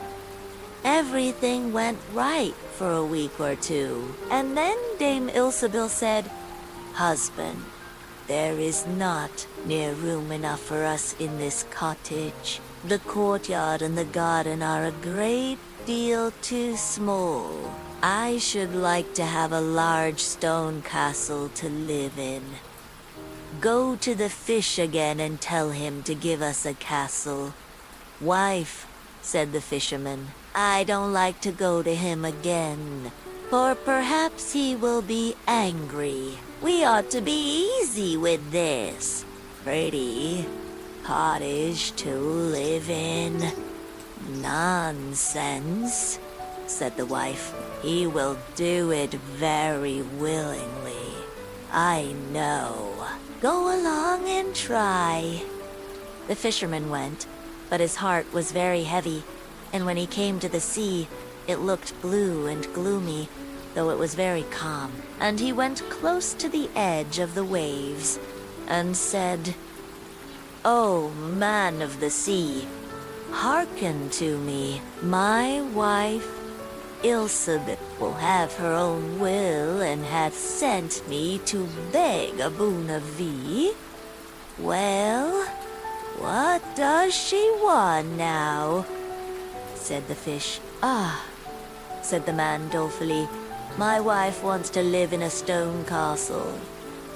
"Go home, then," said the fish. "She is standing at the gate of it already." So away went the fisherman, and found his wife standing before the gate of a great castle. "See," said she, "is not this grand?" With that they went into the castle together, and found a great many servants there, and the rooms all richly furnished, and full of golden chairs and tables. And behind the castle was a garden, and around it was a park 1/2 mile long, full of sheep and goats and hares and deer, and in the courtyard were stables and cows. "Well," said the man, "now we will live cheerful and happy in this beautiful castle for the rest of our lives." "Perhaps we may," said the wife, "but let us sleep upon it before we make up our minds to that." So they went to bed. The next morning, when Dame Ilsabil awoke, it was broad daylight, and she jogged the fisherman with her elbow, and said, "Get up, husband, and bestir yourself, for we must be king of all the land." "Wife? Wife?" said the man. "Why should we wish to be the king? I will not be king." "Then I will," said she. "But, wife," said the fisherman, "how can you be king? The fish cannot make you a king." "Husband," said she, "say no more about it, but go and try. I will be king." So the man went away quite sorrowful to think that his wife should want to be king. This time the sea looked a dark gray color, and was overspread with curling waves and the ridges of foam as he cried out, "Oh, man of the sea, hearken to me. My wife, Ilsabil, will have her own will, and hath sent me to beg a boon of thee. Well, what would she have now?" said the fish. "Alas," said the poor man, "my wife wants to be king." "Go home," said the fish. "She is king already." Then the fisherman went home, and as he came close to the palace he saw a troop of soldiers, and heard the sound of drums and trumpets. And when he went in, he saw his wife sitting on a throne of gold and diamonds, with a golden crown upon her head, and on each side of her stood 6 fair maidens, each a head taller than the other. "Well, wife," said the fisherman, "are you king?" "Yes," said she. "I am king." And when he had looked at her for a long time, he said, "Oh, wife, what a fine thing it is to be king. Now we shall never have anything more to wish for as long as we live." "I don't know how that may be," said she. "Never is a long time. I am king. It is true. But I begin to be tired of that, and I think I should like to be emperor." "Alas, wife, why should you wish to be emperor?" said the fisherman. "Husband," said she, "go to the fish. I say I will be emperor." "Ah, wife," replied the fisherman, "the fish cannot make an emperor, I am sure, and I should not like to ask him for such a thing." "I am king," said Ilsebil, "and you are my slave. So go at once." So the fisherman was forced to go, and he muttered as he went along, "This will come to no good. It is too much to ask.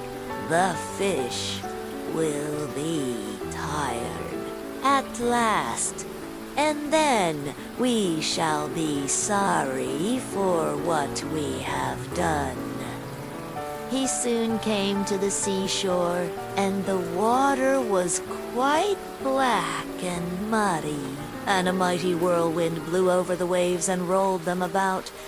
But he went as near as he could to the water's brink, and said, "O man of the sea, hearken to me.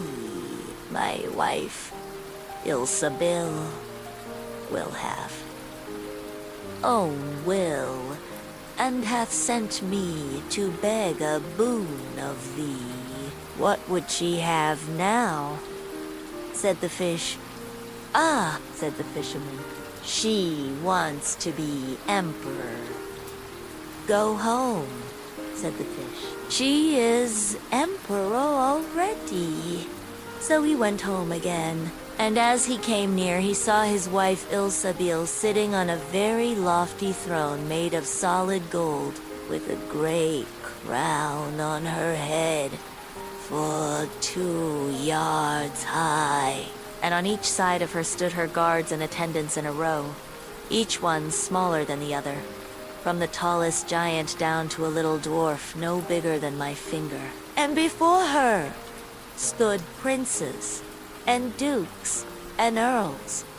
And the fisherman went up to her and said, "Wife, are you emperor?" "Yes," said she, "I am emperor." Said the man, as he gazed upon her, "What a fine thing it is to be emperor." "Husband," said she, "why should we stop at being emperor? I will be pope next." "Oh, why? Why?" said he. "How can you be pope? There is but one pope at a time in Christendom." "Husband," said she, "I will be pope this very day." "But," replied the husband, "the fish cannot make you pope." "What nonsense," said she. "If he can make an emperor, he can make a pope. Go and try him." So the fisherman went, but when he came to the shore, the wind was raging and the sea was tossed up and down in boiling waves, and the ships were in trouble and rolled fearfully upon the tops of the billows. In the middle of the heavens there was a little piece of blue sky, but towards the south all was red, as if a dreadful storm was rising. At this sight the fisherman was dreadfully frightened, and he trembled so that his knees knocked together. But still he went down near to the shore, and said, "O man of the sea, hearken to me. My wife Ilsabil will have her own will, and hath sent me to beg a boon of thee." "What does she want now?" said the fish. "Ah," said the fisherman, "my wife wants to be Pope." "Go home," said the fish. "She is Pope already." Then the fisherman went home and found Ilsabil sitting on a throne that was 2 miles high, and she had 3 great crowns on her head, and around her stood all the pomp and power of the church, and on each side of her were 2 rows of burning lights of all sizes, the greatest as large as the highest and biggest tower in the world, and the least no larger than a small rushlight. "Wife," said the fisherman as he looked at all this, "greatness, are you Pope?" "Yes," said she, "I am Pope." "Well, wife," replied he, "it is a grand thing to be Pope, and now you must be easy, for you can be nothing greater." "I will think about that," said the wife. Then they went to bed, but Dame Ilsabil could not sleep all night for thinking what she should be next. At last, as she was dropping asleep, morning broke, and the sun rose. Thought she, as she woke up and looked at it through the window, "After all, I cannot prevent the sun rising." At this thought, she was very angry and wakened her husband and said, "Husband, go to the fish and tell him I must be Lord of the sun and moon." The fisherman was half asleep, but the thought frightened him so much that he started and fell out of bed. "Alas, wife," said he, "can you be easy with being Pope?" "No," said she. "I am very uneasy as long as the sun and moon rise without my leave.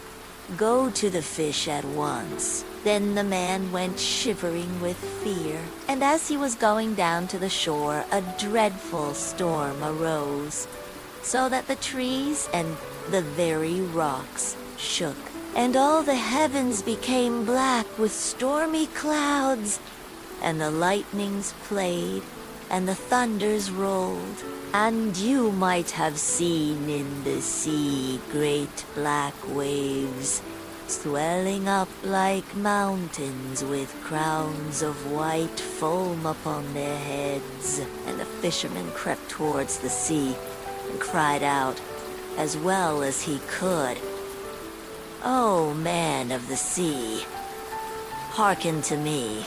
My wife Ilsabil will have her own will, and have sent me to beg a boon of thee." "What does she want now?" said the fish. Said he, "She wants to be Lord of the sun and moon." "Go home," said the fish, "to your pigsty again." And there they live to this very day. The Willerin and the Bea once, in summertime, the bear and the wolf were walking in the forest, and the bear heard a bird singing so beautifully that he said, "Brother Wolf, what bird is it that sings so well?" "That is the king of birds," said the wolf, "before whom we must bow down." In reality, the bird was the Willerin. "If that's the case," said the bear, "I should very much like to see his royal palace. Come, take me thither." "That is not done quite as you seem to think," said the wolf. You must wait until the queen comes soon afterwards. The queen arrived with some food in her beak, and the Lord King came too, and they began to feed their young ones. The bear would have liked to go at once, but the wolf held him back by the sleeve and said, "No, you must wait until the Lord and Lady Queen have gone away again." So they took stock of the hole where the nest lay and trotted away. The bear, however, could not rest until he had seen the royal palace, and when a short time had passed, went to it again. The king and queen had just flown out, so he peeped in and saw 5 or 6 young ones lying there. "Is that the royal palace?" cried the bear. "It is a wretched palace, and you are not king's children. You are disreputable children." When the young wrens heard that, they were frightfully angry and screamed, "No, that we are not. Our parents are honest people. Bear, you will have to pay for that." The bear and the wolf grew uneasy and turned back and went into their holes. The young willerins, however, continued to cry and scream, and when their parents again brought food, they said, "We will not so much as touch one fly's leg. No, not if we were dying of hunger, until you have settled whether we are respectable children or not. The bear has been here and has insulted us." Then the old king said, "Be easy. He shall be punished." And he at once flew with the queen to the bear's cave and called in, "Old Growler, why have you insulted my children? You shall suffer, for it we will punish you by a bloody war." Thus, war was announced to the bear, and all 4-footed animals were summoned to take part in it. Oxen, asses, cows, deer, and every other animal the earth contained. And the Willorin summoned everything which flew in the air, not only birds, large and small, but meat and hornets, bees, and flies had to come. When the time came for the war to begin, the Willorin sent out spies to discover who was the enemy's commander-in-chief. The gnat, who was the most crafty, flew into the forest where the enemy was assembled and hid herself beneath a leaf of the tree where the password was to be announced. There stood the bear, and he called the fox before him and said, "Fox, you are the most cunning of all animals. You shall be general and lead us." "Good," said the fox. "But what signal shall we agree upon?" No one knew that, so the fox said, "I have a fine long bushy tail, which almost looks like a plume of red feathers. When I lift my tail up quite high, all is going well, and you must charge. But if I let it hang down, run away as fast as you can." When the gnat had heard that, she flew away again and revealed everything, down to the minutest detail, to the Willorin.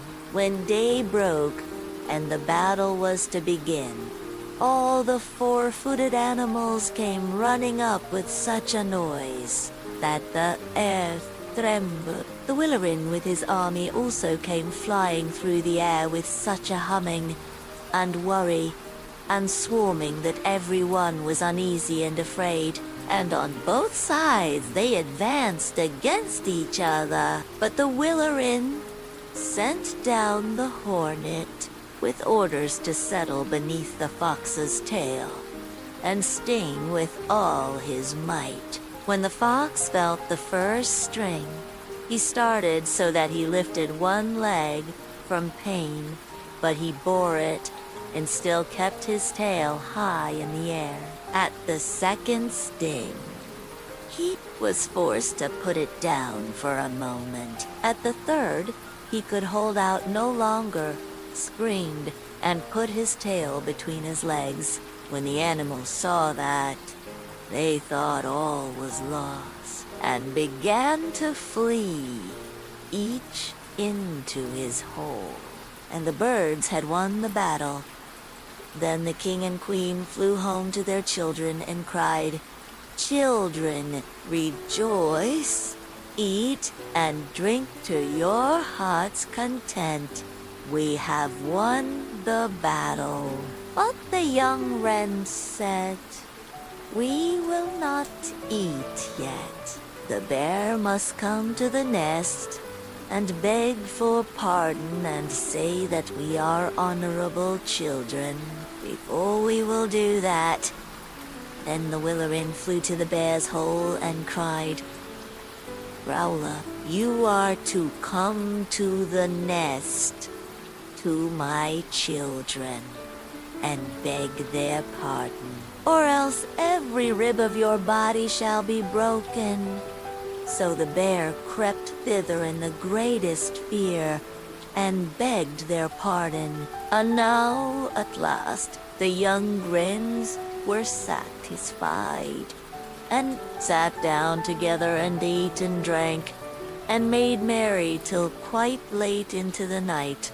The frog prince shone fine evening. A young princess put on her bonnet and clogs and went out to take a walk by herself in a wood. And when she came to a cool spring of water that rose in the midst of it, she sat herself down to rest a while. Now, she had a golden ball in her hand, which was her favorite plaything, and she was always tossing it up into the air and catching it again as it fell. After a time, she threw it up so high that she missed catching it as it fell, and the ball bounded away and rolled along upon the ground, till at last it fell down into the spring.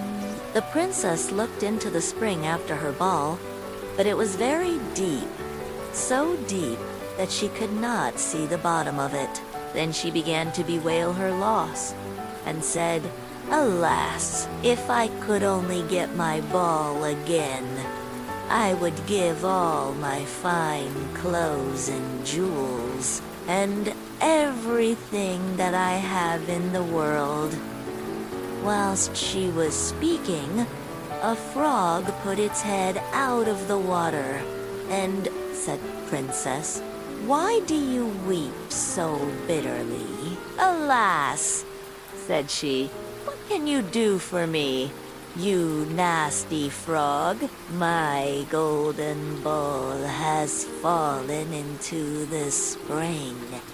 The frog said, "I want not your pearls and jewels and fine clothes, but if you will love me and let me live with you and eat from off your golden plate and sleep upon your bed, I will bring you your ball again." "What nonsense," thought the princess.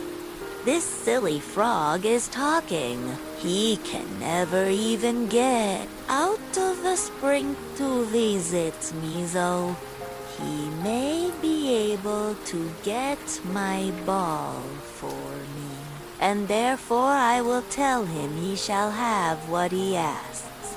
So she said to the frog, "Well, if you will bring me my ball, I will do all you ask." Then the frog put his head down and dived deep under the water, and after a little while he came up again with the ball in his mouth and threw it on the edge of the spring. As soon as the young princess saw her ball, she ran to pick it up. and she was so overjoyed to have it in her hand again that she never thought of the frog, but ran home with it as fast as she could. The frog called after her, "Stay, princess, and take me with you as you said."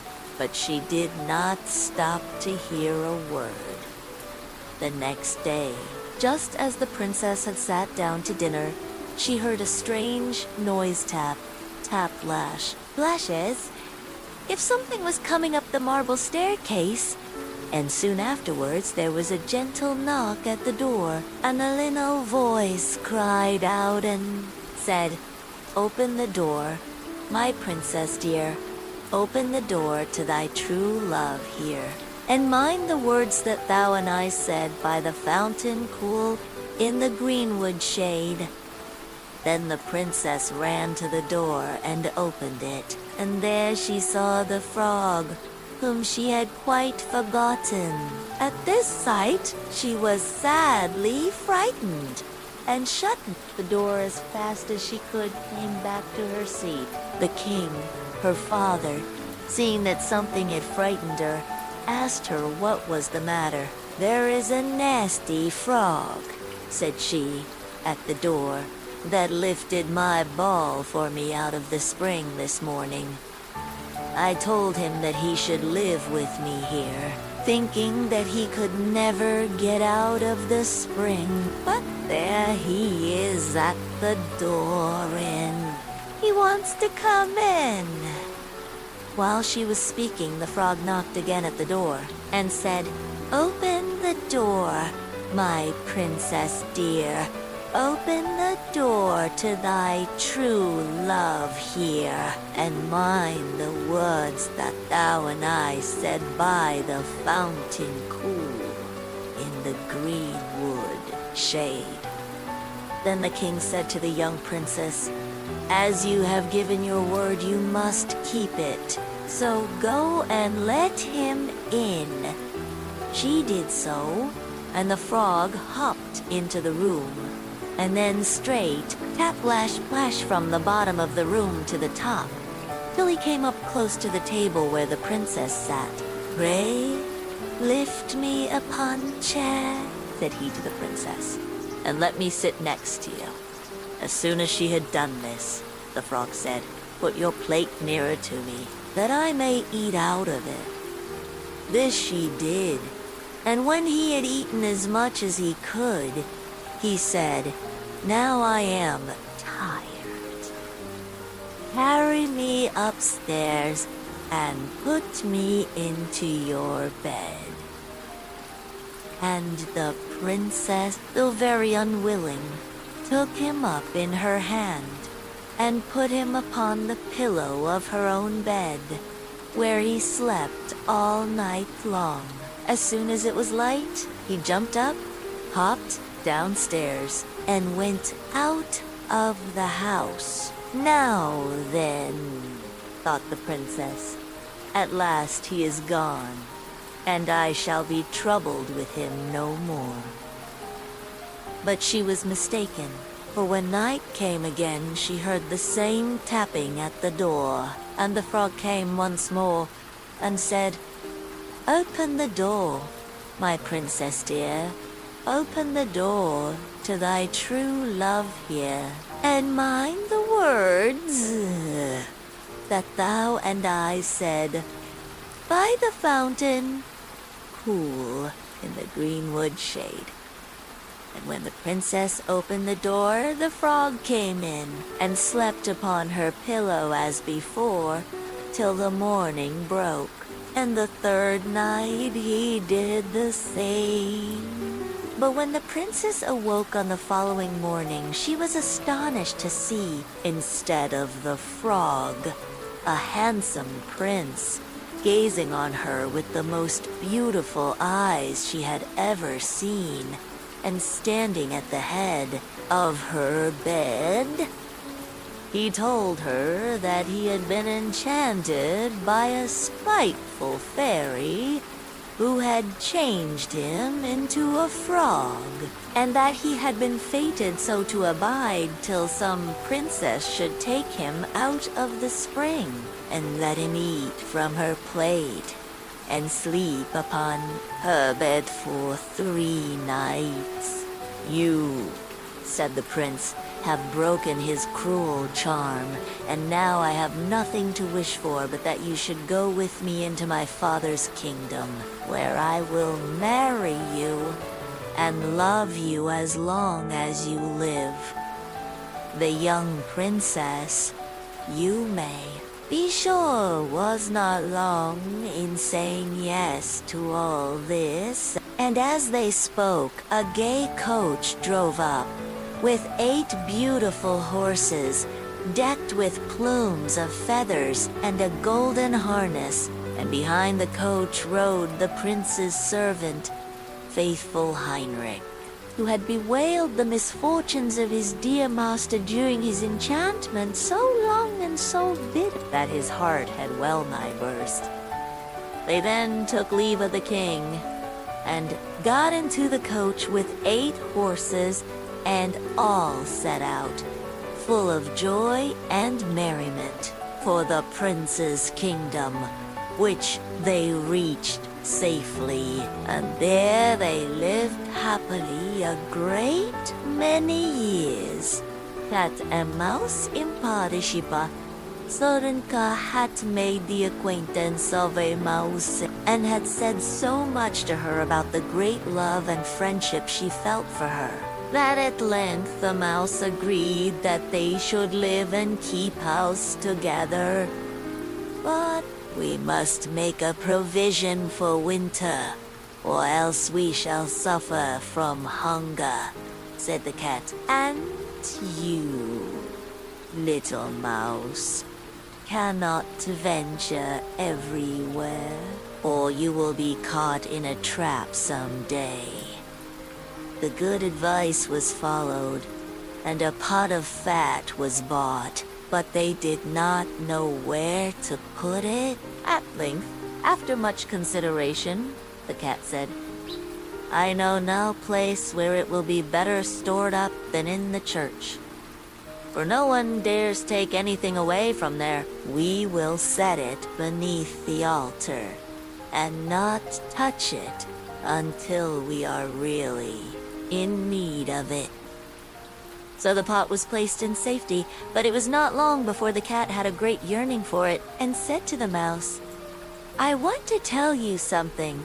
Little mouse, my cousin has brought a little son into the world, and has asked me to be godmother. He is white with brown spots, and I am to hold him over the font.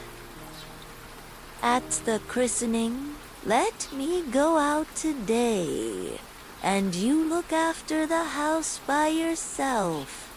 Yes," answered the mouse. "By all means go. And if you get anything very good to eat, think of me.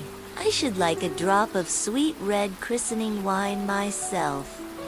All this, however, was untrue. The cat had no cousin, and had not been asked to be godmother. She went straight to the church, stole to the pot of fat, began to lick at it, and licked the top, the fat top. Then she took a walk upon the roofs of the town, looked out for opportunities, and then stretched herself in the sun, and licked her lips whenever she thought of the pot of fat. And not until it was evening did she return home. "Well, here you are again," said the mouse. "No doubt you have had a merry day." "All went off well," answered the cat. "What name did they give the child?" "Top-off," said the cat quite coolly. "Top-off," cried the mouse. "That is a very odd and uncommon name. Is it a usual one in your family?" "What does that matter?" said the cat. it is no worse than as your godchildren are called. Before long, the cat was seized by another fit of yearning. She said to the mouse, "You must do me a favor, and once more manage the house for a day alone. I am again asked to be godmother, and as the child has a white ring round its neck, I cannot refuse." The good mouse consented, but the cat crept behind the town walls to the church and devoured half the pot of fat. "Nothing ever seems so good as what one keeps to oneself," said she, and was quite satisfied with her day's work. When she went home, the mouse inquired, "And what was the child christened?" "Half done," answered the cat. "Half done? What are you saying? I never heard the name in my life. I'll wager anything it is not in the calendar." The cat's mouth soon began to water for some more licking. "All good things go in threes," said she. "I am asked to stand godmother again. The child is quite black, only it has white paws, but with that exception, it has not a single white hair on its whole body. This only happens once every few years. You will let me go, won't you?" "Poof, half done," answered the mouse. "They are such odd names. They make me very thoughtful." "You sit at home," said the cat, "in your dark gray fur coat and long tail, and are filled with fancies. That's because you do not go out in the daytime." During the cat's absence, the mouse cleaned the house and put it in order. But the greedy cat entirely emptied the pot of fat. "When everything is eaten up, one has some peace," said she to herself. And well filled and fat, she did not return home till night. The mouse at once asked what name had been given to the third child. "It will not please you more than the others," said the cat. "He is called Logon." "Oh, gone," cried the mouse. "That is the most suspicious name of all. I have never seen it in print. Algon, what can that mean?" And she shook her head, curled herself up, and lay down to sleep. From this time forth, no one invited the cat to be godmother. But when the winter had come and there was no longer anything to be found outside, the mouse thought of their provision and said, "Come, cat, we will go to our pot of fat which we have stored up for ourselves. We shall enjoy that." "Yes," answered the cat. "You will enjoy it as much as you would enjoy sticking that dainty tongue of yours out of the window." They set out on their way, but when they arrived, the pot of fat certainly was still in its place, but it was empty. "Alas," said the mouse, "now I see what has happened. Now it comes to light. You are a true friend. You have devoured all when you were standing godmother. First top off, then half done. Then will you hold your tongue?" cried the cat.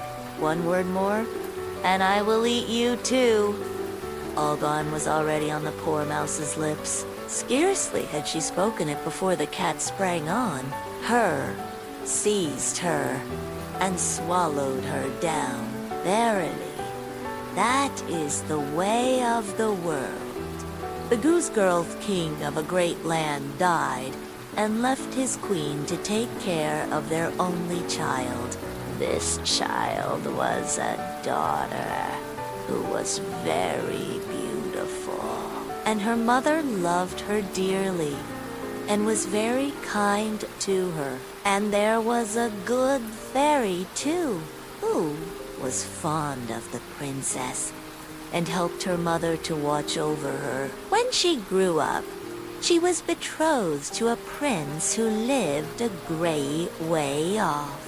And as the time drew near for her to be married, she got ready to set off on her journey to his country. Then the queen, her mother, packed up a great many costly things, jewels, and gold, and silver trinkets, fine dresses, and in short, everything that became a royal bride. And she gave her a waiting maid to ride with her, and give her into the bridegroom's hands, and each had a horse for the journey.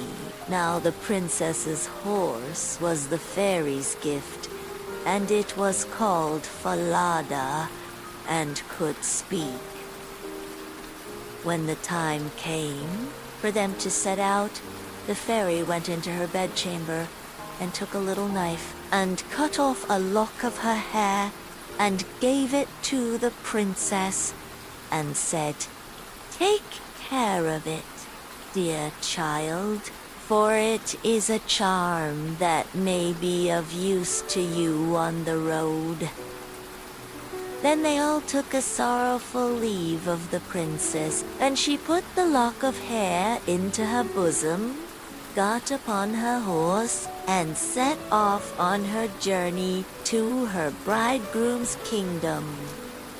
One day, as they were riding along by a brook, the princess began to feel very thirsty, and she said to her maid, "Pray, get down, and fetch me some water in my golden cup out of yonder brook, for I want to drink." "Nay," said the maid, "if you are thirsty, get up yourself and stoop down by the water and drink. I shall not be your waiting maid any longer." Then she was so thirsty that she got down and knelt over the little brook and drank, for she was frightened and dared not bring out her golden cup. And she wept and said, "Alas, what will become of me?" And the lock answered her and said, "Alas, alas, if thy mother knew it, sadly, sadly, would she rue it?" But the princess was very gentle and meek, so she said nothing to her maid's ill behavior, but got upon her horse again. Then all rode farther on their journey, till the day grew so warm, and the sun so scorching, that the bride began to feel very thirsty again. And at last, when they came to a river, she forgot her maid's rude speech, and said, "Pray, get down, and fetch me some water to drink in my golden cup." But the maid answered her, and even spoke more haughtily than before, "Drink if you will, but I shall not be your waiting maid." Then the princess was so thirsty that she got off her horse and laid down and held her head over the running stream and cried and said, "What will become of me?" And the lock of hair answered her again.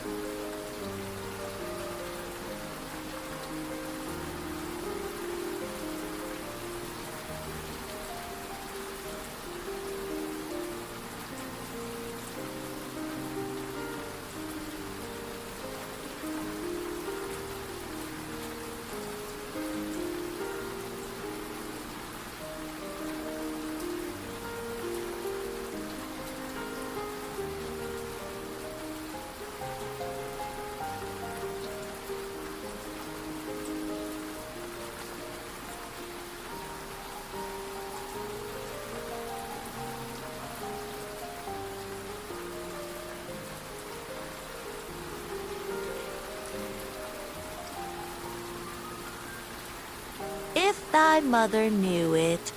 Sadly, sadly, would she rue it. And as she leaned down to drink, the lock of hair fell from her bosom and floated away with the water. Now she was so frightened that she did not see it, but her maid saw it and was very glad, for she knew the charm. And she saw that the poor bride would be in her power now that she had lost the hair. So when the bride had done drinking and would have got upon Falada again, the maid said, I shall ride upon Falada, and you may have my horse instead. So she was forced to give up her horse, and soon afterwards to take off her royal clothes and put on her maid's shabby ones. At last, as they drew near the end of their journey, this treacherous servant threatened to kill her mistress if she ever told anyone what had happened. But Falada saw it all and mocked it well. Then the waiting maid got upon Falada, and the real bride rode upon the other horse, and they went on in this way till at last they came to the royal court. There was great joy at their coming, and the prince flew to meet them and lifted the maid from her horse, thinking she was the one who was to be his wife. And she was led upstairs to the royal chamber, but the true princess was told to stay in the court below.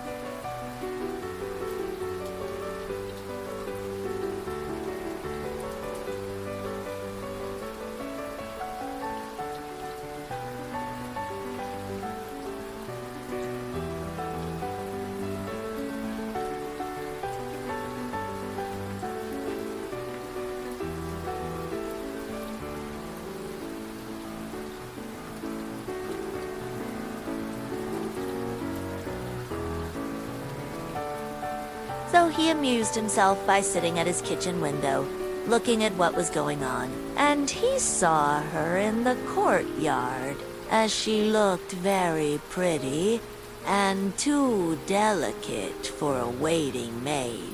He went up into the royal chamber to ask the bride who it was she had brought with her that was thus left standing in the court below. I brought her with me for the sake of her company on the road, said she. Pray, give the girl some work to do, that she may not be idle. The old king could not for some time think of any work for her to do. But at last he said, I have a lad who takes care of my geese. She may go and help him. Now the name of this lad that the real bride was to help in watching the king's geese was Kurdkan. But the false bride said to the prince, Dear husband, pray do me one piece of kindness. That I will, said the prince. Then tell one of your slaughterers to cut off the head of the horse I rode upon, for it was very unruly, and plagued me sadly on the road. But the truth was, she was very much afraid lest Falada should some day or other speak and tell all she had done to the princess. She carried her point, and the faithful Falada was killed. But when the true princess heard of it, she wept and begged the man to nail up Falada's head against a large dark gate of the city, through which she had to pass every morning and evening. That there she might still see him sometimes. Then the slaughterer said he would do as she wished, and cut off the head, and nailed it up under the dark gate. Early the next morning, as she and Kurdkan went out through the gate, she said sorrowfully, "Falada, Falada, there thou hangest." And the head answered, "Bride, bride, there thou gangest. Alas, alas, if thy mother knew it. Sadly, sadly would she row it." Then they went out of the city and drove the geese on. And when she came to the meadow, she sat down upon a bank there and let down her waving locks of hair, which were all of pure silver. And when Kurdkan saw it glitter in the sun, he ran up and would have pulled some of the locks out. But she cried, "Blow, breezes, blow! Let Kurdkan's hat go. Blow, breezes, blow! Let him after it go, o'er hills, dales, and rocks. Away be it whirled till the silvery locks are all combed and curled." Then there came a wind, so strong that it blew off Kurdkan's hat, and away it flew over the hills, and he was forced to turn and run after it, till, by the time he came back, she had done combing and curling her hair, and had put it up again, safe. Then he was very angry and sulky, and would not speak to her at all. But they watched the geese until it grew dark in the evening, and then drove them homewards. The next morning, as they were going through the dark gate, the poor girl looked up at Falada's head, and cried, "Falada, Falada, there thou hangest." And the head answered, "Bride, bride, there thou gangest. Alas, alas, if thy mother knew it. Sadly, sadly would she rue it." Then she drove on the geese and sat down again in the meadow and began to comb out her hair as before. And Kurdkan ran up to her and wanted to take hold of it, but she cried out quickly, "Blow, breezes, blow. Let Kurdkan's hat go. Blow, breezes, blow. Let him after it go, o'er hills, dales, and rocks. Away be it whirled, till the silvery locks are all combed and curled." Then the wind came and blew away his hat, and off it flew a great way, over the hills and far away, so that he had to run after it. And when he came back, she had bound up her hair again, and all was safe. So they watched the geese till it grew dark in the evening. After they came home, Kurdkan went to the old king and said, "I cannot have that strange girl to help me to keep the geese any longer." "What?" said the king. "Because, instead of doing any good, she does nothing but tease me all day long." Then the king made him tell him what had happened, and Kurdkan said, "When we go in the morning through the dark gate with our flock of geese, she cries and talks with the head of a horse that hangs upon the wall, and says, 'Falada, Falada, there thou hangest.' And the head answers, 'Bride, bride thou gangest. Alas, alas, alas, if thy mother knew it. Sadly, sadly would she rue it?' And Kurkan went on telling the king what had happened upon the meadow where the geese fed, how his hat was blown away, and how he was forced to run after it and to leave his flock of geese to themselves. But the old king told the boy to go out again the next day. And when morning came, he placed himself behind the dark gate and heard how she spoke to Falada, and how Falada answered. Then he went into the field and hid himself in a bush by the meadow's side, and he soon saw with his own eyes how they drove the flock of geese, and how, after a little time, she let down her hair that glittered in the sun. And then he heard her say, "Blow, breezes, blow, let Curdken's hat go. Blow, breezes, blow, let him after it go. O'er hills, dales, and rocks, away be it whirled till the silvery locks are all combed and curled." And soon came a gale of wind, and carried away Curdken's hat, and away went Curdken after it, while the girl went on, combing and curling her hair. All this the old king saw, so he went home without being seen. And when the little goose girl came back in the evening, he called her aside, and asked her why she did so. But she burst into tears, and said that I must not tell you or any man, or I shall lose my life. But the old king begged so hard that she had no peace till she had told him all the tale, from beginning to end, word for word. And it was very lucky for her that she did so, for when she had done, the king ordered royal clothes to be put upon her, and gazed on her with wonder.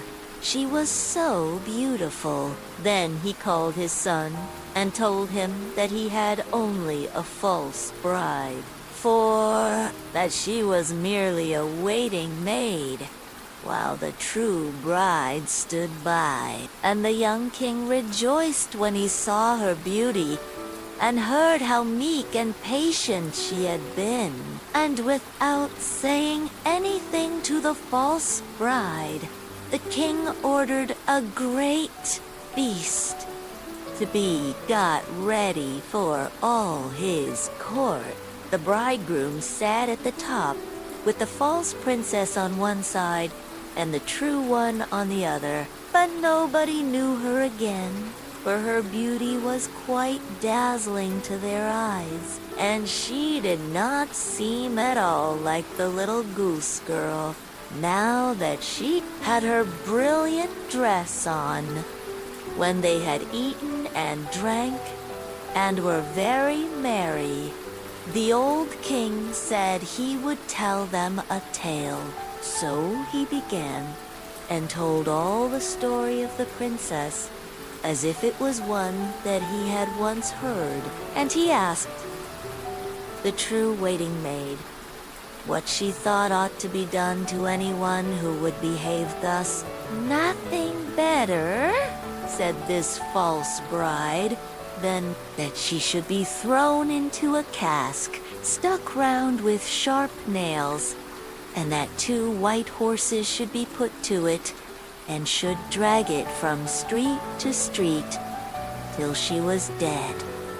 Thou art she," said the old king, "and as thou hast judged thyself, so shall it be done to thee." And the young king was then married to his true wife, and they reigned over the kingdom in peace and happiness all their lives. And the good fairy came to see them, and restored the faithful Falada to life again. The Adventures of Chanticleer and Partlet One. How they went to the mountains to eat nutses. Nuts are quite ripe now. said Chanticleer to his wife Partlet. "Suppose we go together to the mountains and eat as many as we can before the squirrel takes them all away." "With all my heart," said Part. "Let us go and make a holiday of it together." So they went to the mountains, and as it was a lovely day, they stayed there till the evening. Now, whether it was that they had eaten so many nuts that they could not walk, or whether they were lazy and would not, I do not know. However, they took it into their heads that it did not become them to go home on foot. So Chanticleer began to build a little carriage of nutshells, and when it was finished, Partlet jumped into it and sat down and bid Chanticleer harness himself to it and draw her home. "That's a good joke," said Chanticleer. "No, that will never do. I had..."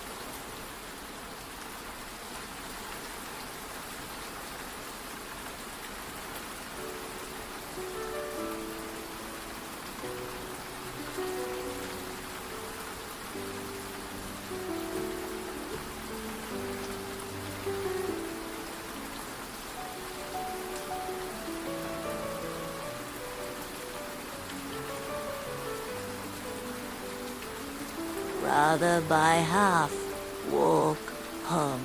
I'll sit on the box and be coachman if you like, but I'll not drive." While this was passing, a duck came quacking up and cried out, "You thieving vagabonds, what business have you in my grounds? I'll give it you well for your insolence." And upon that, she fell upon Chanticleer most lustily. But Chanticleer was no coward, and returned the duck's blows with his sharp spurs so fiercely that she soon began to cry out for mercy, which was only granted her upon condition that she would draw the carriage home for them. This she agreed to do, and Chanticleer got upon the box and drove, crying, "Now, duck, get on as fast as you can." And away they went, at a pretty good pace. After they had traveled along a little way, they met a needle and a pin walking together along the road. And the needle cried out, "Stop, stop," and said it was so dark that they could hardly find their way, and such dirty walking they could not get on at all.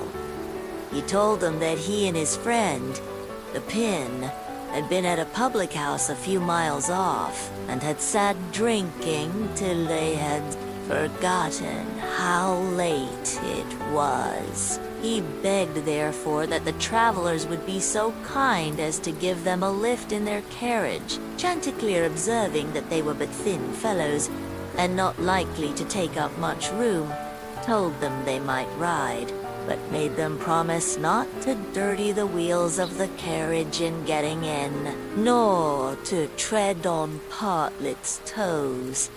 Late at night they arrived at an inn, and as it was bad traveling in the dark, and the duck seemed much tired, and waddled about a good deal from one side to the other, they made up their minds to fix their quarters there.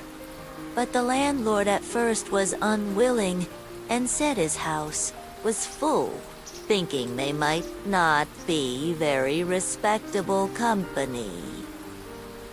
However, they spoke civilly to him and gave him the egg which Partlet had laid by the way, and said they would give him the duck, who was in the habit of laying one every day. So at last he let them come in, and they bespoke a handsome supper, and spent the evening very jol lily dot early in the morning, before it was quite light. And when nobody was stirring in the inn, Chanticleer awakened his wife, and, fetching the egg, they pecked a hole in it, ate it up, and threw the shells into the fireplace. They then went to the pin and needle, who were fast asleep, and seizing them by the heads, stuck one into the landlord's easy chair and the other into his handkerchief, and, having done this, they crept away as softly as possible. However, the duck, who slept in the open air in the yard, heard them coming, and jumping into the brook which ran close by the inn, soon swam out of their reach. An hour or two afterwards, the landlord got up and took his handkerchief to wipe his face, but the pin ran into him and pricked him. Then he walked into the kitchen to light his pipe at the fire, but when he stirred it up, the eggshells flew into his eyes and almost blinded him. "Bless me," said he. "All the world seems to have a design against my head this morning." And so saying, he threw himself sulkily into his easy chair. But, oh dear, the needle ran into him, and this time the pain was not in his head. He now flew into a very great passion, and suspecting the company who had come in the night before, he went to look after them, but they were all off. So he swore that he never again would take in such a troop of vagabonds who ate a great deal, paid no reckoning, and gave him nothing for his trouble but their apish tricks, Doctor. Oh, Chanticleer and Partlet went to visit Mr. Corbizin the other day. Chanticleer and Partlet wished to ride out together. So Chanticleer built a handsome carriage with 4 red wheels and harnessed 6 mice to it, and then he and Partlet got into the carriage, and away they drove. Soon afterwards, a cat met them and said, "Where are you going?" And Chanticleer replied, "All on our way a visit to pay to Mr. Corbus the fox today." Then the cat said, "Take me with you." Chanticleer said, "With all my heart. Get behind, and be sure you do not fall off. Take care of this handsome coach of mine, nor dirty my pretty red wheels so fine. Now, mice, be ready, and wheels, run steady, for we are going a visit to pay to Mr. Corbus, the fox, today." Soon after came up a millstone, an egg, a duck, and a pin, and Chanticleer gave them all leave to get into the carriage and go with them. When they arrived at Mr. Corbus's house, he was not at home, so the mice drew the carriage into the coach house. Chanticleer and Partlet flew upon a beam. The cat sat down in the fireplace. The duck got into the washing cistern. The pin stuck himself into the bed pillow. The millstone laid himself over the house door, and the egg rolled himself up in the towel. When Mr. Corbus came home, he went to the fireplace to make a fire, but the cat through all the ashes in his eyes. So he ran to the kitchen to wash himself. But there the duck splashed all the water in his face, and when he tried to wipe himself, the egg broke 2 pieces in the towel all over his face and eyes. Then he was very angry and went without his supper to bed.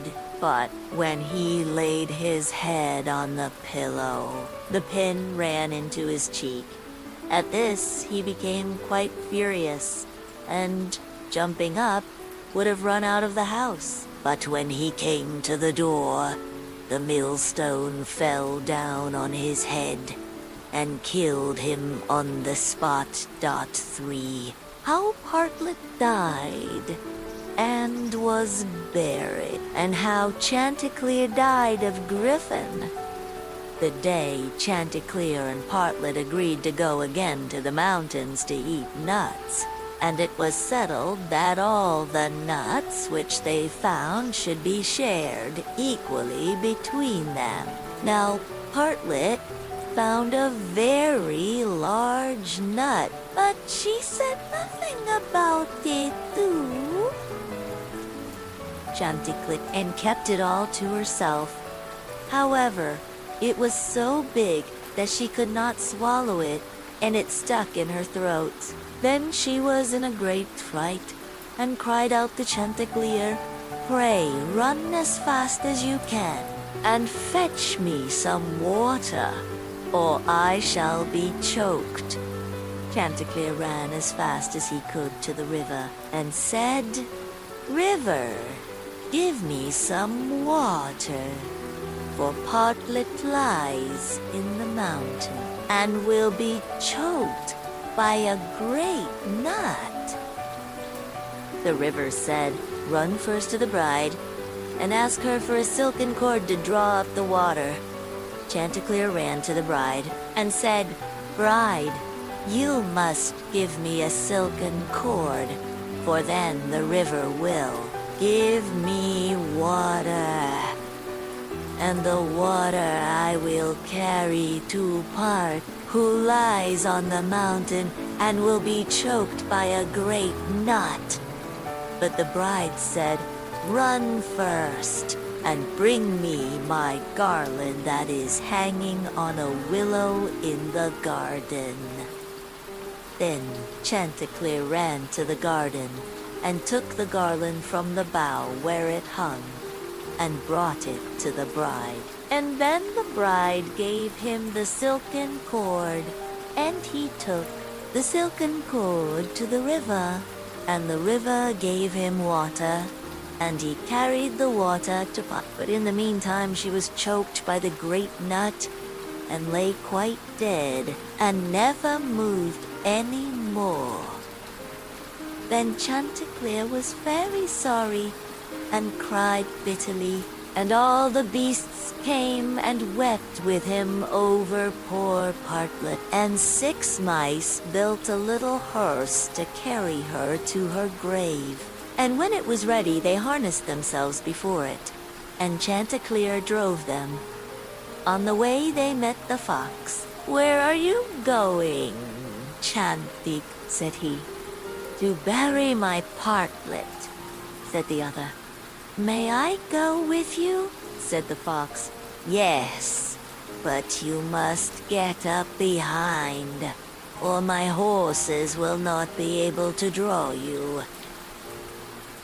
Then the fox got up behind, and presently the wolf, the bear, the goat, and all the beasts of the wood came and climbed upon the hearse. So on they went till they came to a rapid stream. "How shall we get over?" said Chanticleer. Then said a straw, "I will lay myself across, and you may pass over upon me." But as the mice were going over, the straw slipped away and fell into the water, and the 6 mice all fell in and were drowned. What was to be done then? A large log of wood came and said, "I am big enough. I will lay myself across the stream, and you shall pass over upon me."